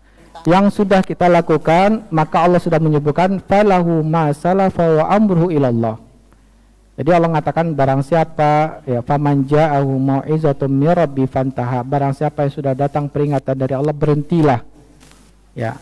Kalau kita tahu ini dari riba, berhenti. Kedepannya kita tidak ada lakukan. Maka Allah mengatakan falahu ma salafa wa amruhu ilallah, yang berlalu. Dan ketika kita minta ampun pada Allah, pasti Allah akan mengampuni kita. Barang itu sah kita miliki karena memang sudah terjadi dan kita melakukannya. Nabi SAW mengatakan rufi al-qalamu anil jahili hatta ya'lam. Tidak dianggap suatu perbuatan dosa dari orang yang tidak tahu ya sampai dia mengetahui. Jadi kalau kita memang tidak tahu dan kita sudah belajar selama ini, ibu-ibu kan rutin nih kajian nih setiap bulan, setiap pekan, memang belum tahu, akhirnya sekarang diberitahu, maka Allah menganggap dosa-dosa selama ini dimaafkan oleh Allah Ta'ala karena memang belum tahu. Ya, wallahu alam.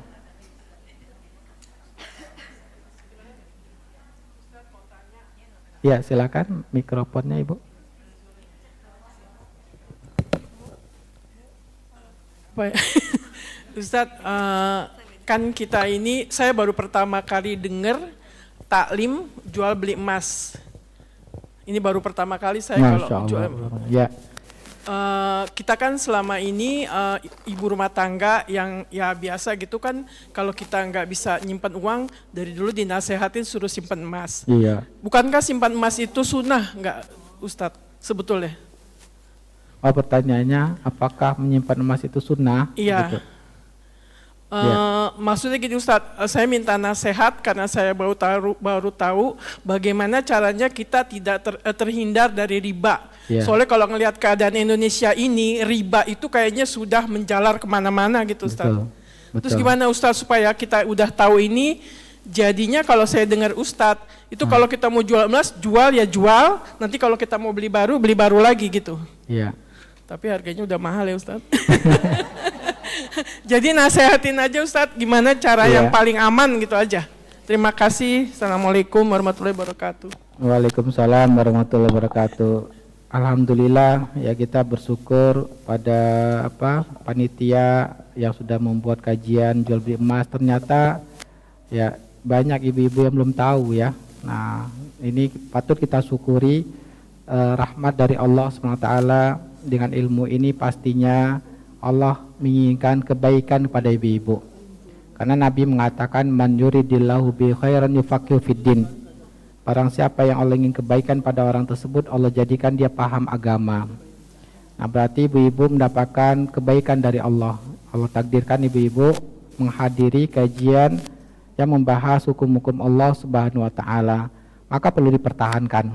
Itu yang pertama. Yang kedua yang ingin saya sampaikan tadi menanggapi ucapan ibu-ibu, kita di Indonesia ini sepertinya riba sudah di mana-mana. Ya, dan itu pun sudah dikabarkan oleh Nabi sallallahu alaihi wasallam, ya'tiyanna 'alan nasi zamanun la yabqa ahadun minhum illa wa qad akhadha birriba. Nanti suatu masa akan datang, ya, masanya semua orang akan melakukan riba. Padahal Allah sudah mengharamkan riba, ya. Kemudian Nabi mengatakan waman barang siapa yang tidak ingin melakukannya, lupa saya ucap apakah melakukan atau memakan, lam yakul. Barang siapa yang tidak memakan atau melakukan riba, yusibuhu min ghubarihi, maka dia akan terkena dari debunya. Itulah realita kita sekarang ini. Kita nggak mau melakukan riba, tapi realitanya beli emas, caranya seperti itu, ya. Kemudian ketika kita listrik, air terlambat kena denda, itu kan riba, ya. Kaget lagi ibu, ya kan? Ketika naruh uang di bank ternyata ada pertambahannya, itu kan riba juga. Nah, karena ketika kita naruh uang, ya. Jadi memang kehidupan kita ini sudah disebutkan Nabi SAW, semua aspek kita, ya. Karena mana yang lebih dulu keuangan konvensional, pertama tadi kembali, negara kita bukan negara Islam. Ekonomi yang lebih dahulu di Indonesia ekonomi konvensional, dari kapitalis, dari orang-orang Amerika, dari Belanda. Perbankan itulah yang lebih dulu. Sedangkan lembaga keuangan sekarang semuanya lebih dominan adalah konvensional. Bank syariah itu baru, ya. Dan itu pun masih banyak yang harus kita perbaiki dalam praktek realita, dalam teknis lapangannya. Masih banyak yang harus kita perbaiki. Tapi alhamdulillah kita bersyukur pada Allah Ta'ala. Itu baru muncul bank muamalah tahun 90-an. Di dunia juga tahun 80-an. Ya. Sebagai solusi memang zaman sekarang ini butuhnya perbankan. Karena usaha dan segala macamnya itu memang harus dengan perbankan. Maka dibuat oleh para ulama berusaha untuk adanya perbankan syariah. Nah, ketika ibu-ibu, bapak-bapak gajian disuruhnya harus ngambilnya dari bank konvensional. Nah, itu kan juga riba. Nah, itulah keadaan kita sekarang, dipaksa. Ya, segala aspek kita, kehidupan kita dipaksa. Itulah pentingnya kita mempelajari yang sudah disebut oleh Nabi SAW. Nah, supaya kita jangan sampai melakukan riba yang jelas-jelas dosanya sangat besar di dalam Islam. Nah, sampai lupa saya pertanyaan tadi apa sebetulnya. Nasihat ya. Nasihatnya yang mana? Oh ya, sunnah Nabi ya. Nasihat untuk beli emas. Maka nasihatnya tadi bahwa kita harus belajar. Ya, belajar itu nasihatnya supaya kita bisa menjadi orang yang diinginkan kebaikan oleh Allah Subhanahu wa taala. Karena tadi kita ulangi lagi, karena memang jalan menuju surga itu ada jalannya. Jalannya menuntut ilmu. Nabi mengatakan man salaka tariqan yaltamisu fihi ilman sahalallahu bi tariqan ilal jannah. Barang siapa yang menempuh kakinya menuntut ilmu agama yang menjelaskan hukum-hukum dari Quran dan hadis, Allah memudahkan jalan menuju surga. Apalagi jalan kita hidup di zaman ini sangat berat resikonya. Riba di mana-mana, transaksi bisnis sangat banyak melakukan riba. Maka harus rajin kita mempelajari fikih jual beli, fikih bisnis, supaya jangan kita jalannya jalan orang-orang yang Yahudi, jalan orang-orang kapitalis. Mereka nggak ada agama, mereka tidak sudah merubah agama Allah. Sebetulnya Yahudi dan Nasrani mereka juga diharamkan, tapi mereka rubah. Jangan sampai kita orang muslim yang tadi dikatakan Nabi akhirnya tidak peduli halal dan haram seperti orang-orang Yahudi dan Nasrani. Kita sebagai muslim, kebaikan kita adalah ketika kita belajar taati Allah dan Rasulnya, pasti Allah berikan kita jalan menuju surganya. Itulah nasihat, itu harus rajin belajar fikih jual beli dalam Islam supaya kita tidak terjerumus dalam hal-hal yang diharamkan oleh Allah dan Rasulnya. Ya, apakah beli emas itu sunnah Nabi? Menyimpan uang? Iya. Apa dalilnya? Menyimpan harta untuk kebutuhan pernah dilakukan Nabi. Di antaranya, ya, Nabi pernah membeli makanan pokok, harta, itu kan harta, untuk kebutuhan 1 tahun. Nah, jadi ibu-ibu boleh aja ya, ketika memiliki harta disimpan, digunakan di saat kita butuh. Nah, itu merupakan sunnahnya dari Nabi SAW. Nabi membeli 1 tahun untuk nanti ketika ada kebutuhan dipakai selama 1 tahun. Makanya ada kewajiban zakat setiap tahun. Nah, ini harus kita perhatikan. Ibu-ibu kalau sudah memiliki emas atau uang tadi sudah mencapai nisabnya 85 gram emas, wajib dikeluarkan. Ya. Setiap tahun harus dikeluarkan 2,5%-nya. Nah, itu yang harus kita ketahui. Sunnahnya memang disunnahkan dalam Islam kita untuk mengembangkan harta, menjaga harta kita, ya, tapi dengan menjalankan syariat Allah. Kalau kita tidak mengeluarkan zakatnya, maka nanti Allah sudah mengabarkan, beritahu mereka azab yang pedih, ya, bahwa akan dipanaskan, disetrikakan ke lambung, jidat dan punggungnya. Nah, ini yang kita khawatirkan. Jadi emas uangnya dikeluarkan zakatnya, Ibu. Baik, silakan.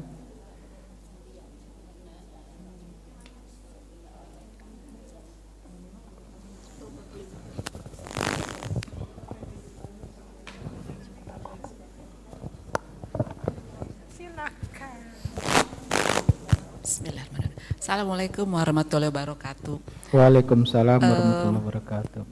Mau memperjelas aja Pak Ustadz, ini tadi kan ada kasus kalau kita mau misalnya punya emas perhiasan dari misalnya 5 gram kita mau buat jadi 10 gram. Cuman yang kejadiannya kan terjadi yang dan sering kita lakukan. Misalnya kita ke toko emas nih, saya mau saya mau beli yang 10 gram, saya punya emas yang 5 gram ini nih. Nah, dia kan hitung, Pak Ustadz, 5 gram ini kalau mau jadikan 10 gram, dia hitung, berarti kan harus tambah 5 gram. Saat ini 1 gram segini-gini. Ibu harus membayar, menambah, udah terjadi tadi transaksi ya, jadi kita dihitung 5 gram, nah saya mau 5 gram lagi, 5 gram kali misalnya 2 juta ya nambah 10 juta. Itu diperbolehkan atau sesuai syariat apa gimana Kayaknya Pak Ustadz? masih penasaran. Tadi kan dijual dulu yang 5 gram Iya. kita. Bukannya tadi itu sudah merupakan transaksi juga, kan dia hitung uang kita, Iya. hitung emas kita. Sudah transaksi juga. Udah transaksi, maksud saya gitu. tinggal Baik, kita ya, nambah. ya. Itu yang sering dilakukan kan selama ini gitu Pak Ustadz. Baik. Jadi yang bikin Ibu bingung kan itu sudah transaksi Ustadz. Nah, kita kembalikan lagi, kalau untuk transaksi emas dengan uang itu harus tunai. Masalahnya kita belum terima uangnya dia. Iya kan? Kalau kita ingin transaksi emas kita, maksud Ibu kan begitu kan? Ini ya 5 gramnya, mana uang kamu? Sinikan dulu uangnya. Kan misalnya harus tunai tadi. Jadi maksudnya dibayar dulu. Iya. Oh. Iya. Iya, paham sekarang Bu ya? Iya. Karena kan tadi syaratkan emas, uangnya harus tunai, nggak boleh tunda. Uangnya nanti aja Bu ya, kita jadikan sebagai pembayar, nggak bisa Bu. Karena dalam Islam diatur, emas saya serahkan, uang Ibu harus kembali harus diserahkan ke saya gitu. Baru dibeli yang 10 gram itu gitu ya. Iya. Nah, sudah dapat uangnya, kan sudah sah transaksi kita karena tunai. Baru dengan uang ini kita beli lagi emasnya. Ribet Ustadz, ya begitu aturan Nabi. Ya udah. Jelas Bu ya?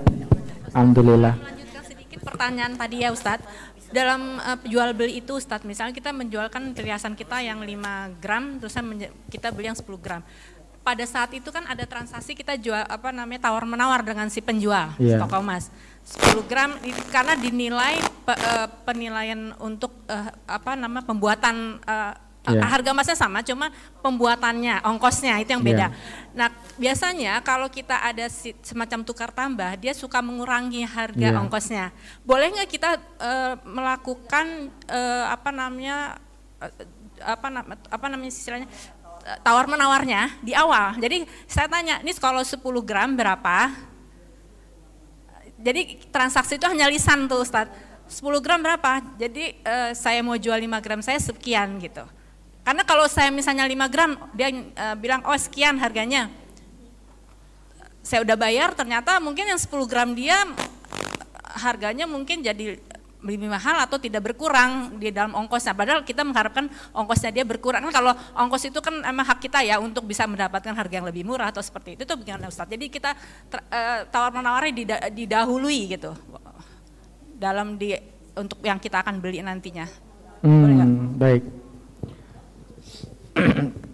Baik, nah sekarang kita memahami tawar menawarnya didahului, tapi menjadi mengikat begitu Bu ya. Artinya nanti ketika transaksi kita harus menggunakan harga tawar menawar di depan begitu ya. Itu kan pertanyaannya. Wallahu ta'ala alam. Nah ini juga penting Ibu harus ketahui ya, bahwa kalau ada kesepakatan di awal mengikat dua belah pihak, penjual dan pembeli, kita sepakat di depan ini.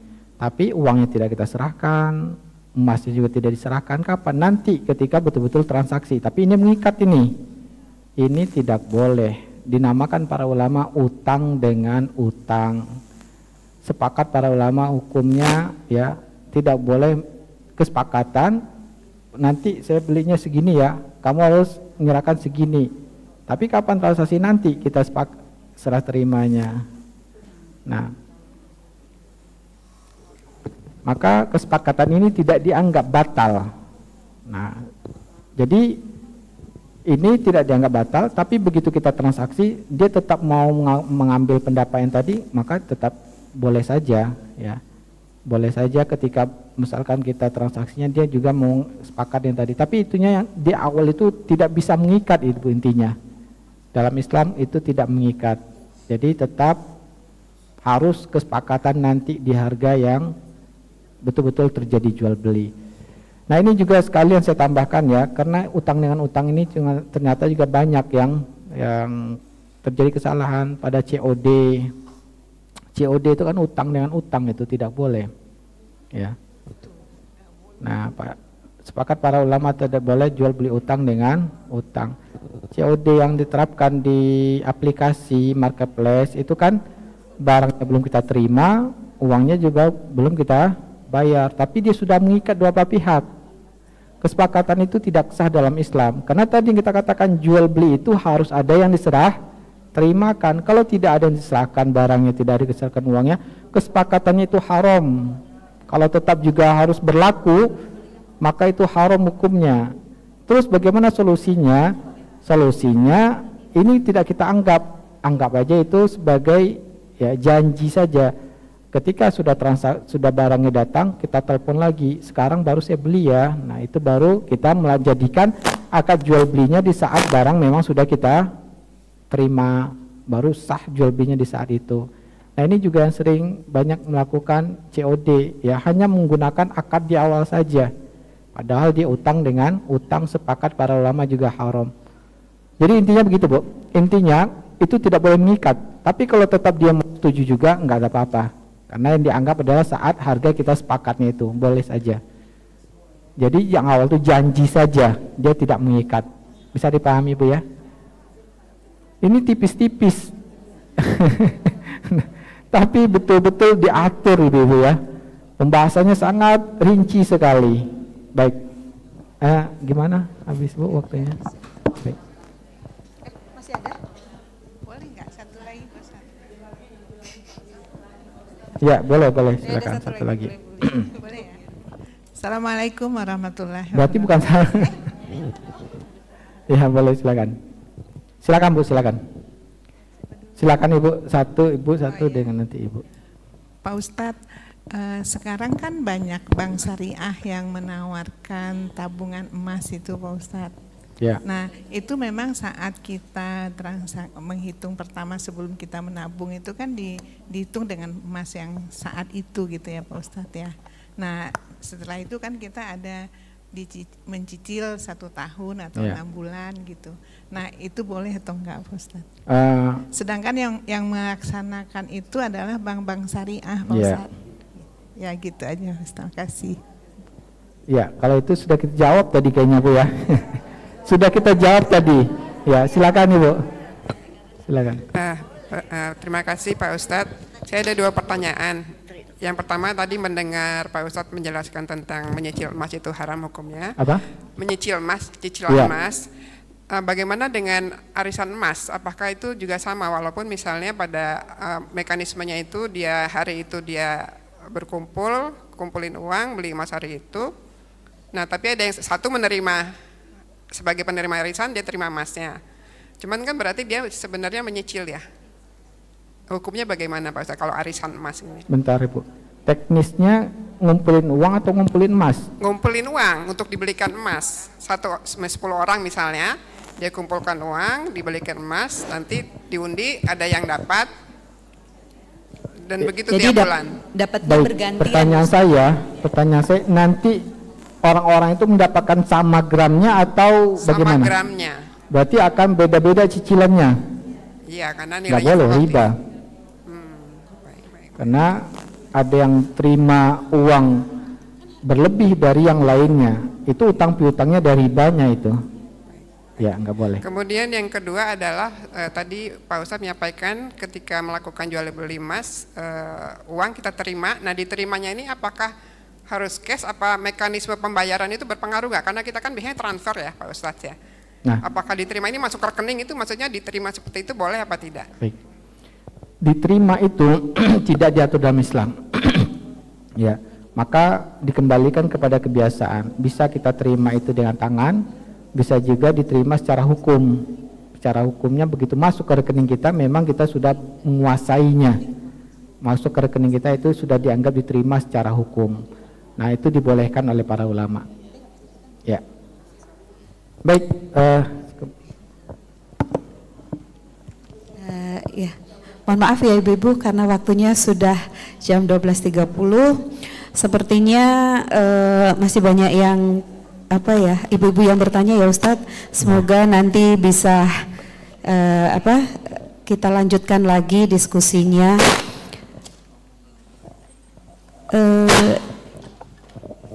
Ibu-ibu yang soleha, akhirnya sampailah kita di ujung acara kita pada hari ini. Kepada Ustadz Ervan Doni Tarmizi, jazakallah khair Ustadz untuk ilmunya.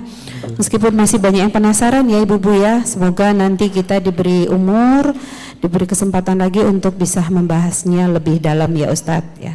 Dan semoga ilmu yang sudah disampaikan pada hari ini bermanfaat untuk kita, dapat kita terapkan meskipun sebelumnya sudah beli emas yang nyicil atau bagaimana. Mudah-mudahan ke depan bisa kita lebih memperbaiki lagi ya ibu-ibu ya, kita perbanyak istighfar untuk ya apa yang sudah kita lakukan sebelum ini ya. Akhir kata kita tutup dengan membacakan hamdalah dan doa kafaratul majelis atau doa dulu Ustaz.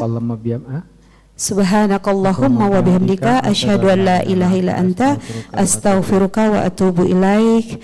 Jazakumullah khair ibu-ibu, semoga kita bisa bertemu lagi di taklim di bulan depan. Sekali lagi jazakallah khair Ustadz untuk ilmunya.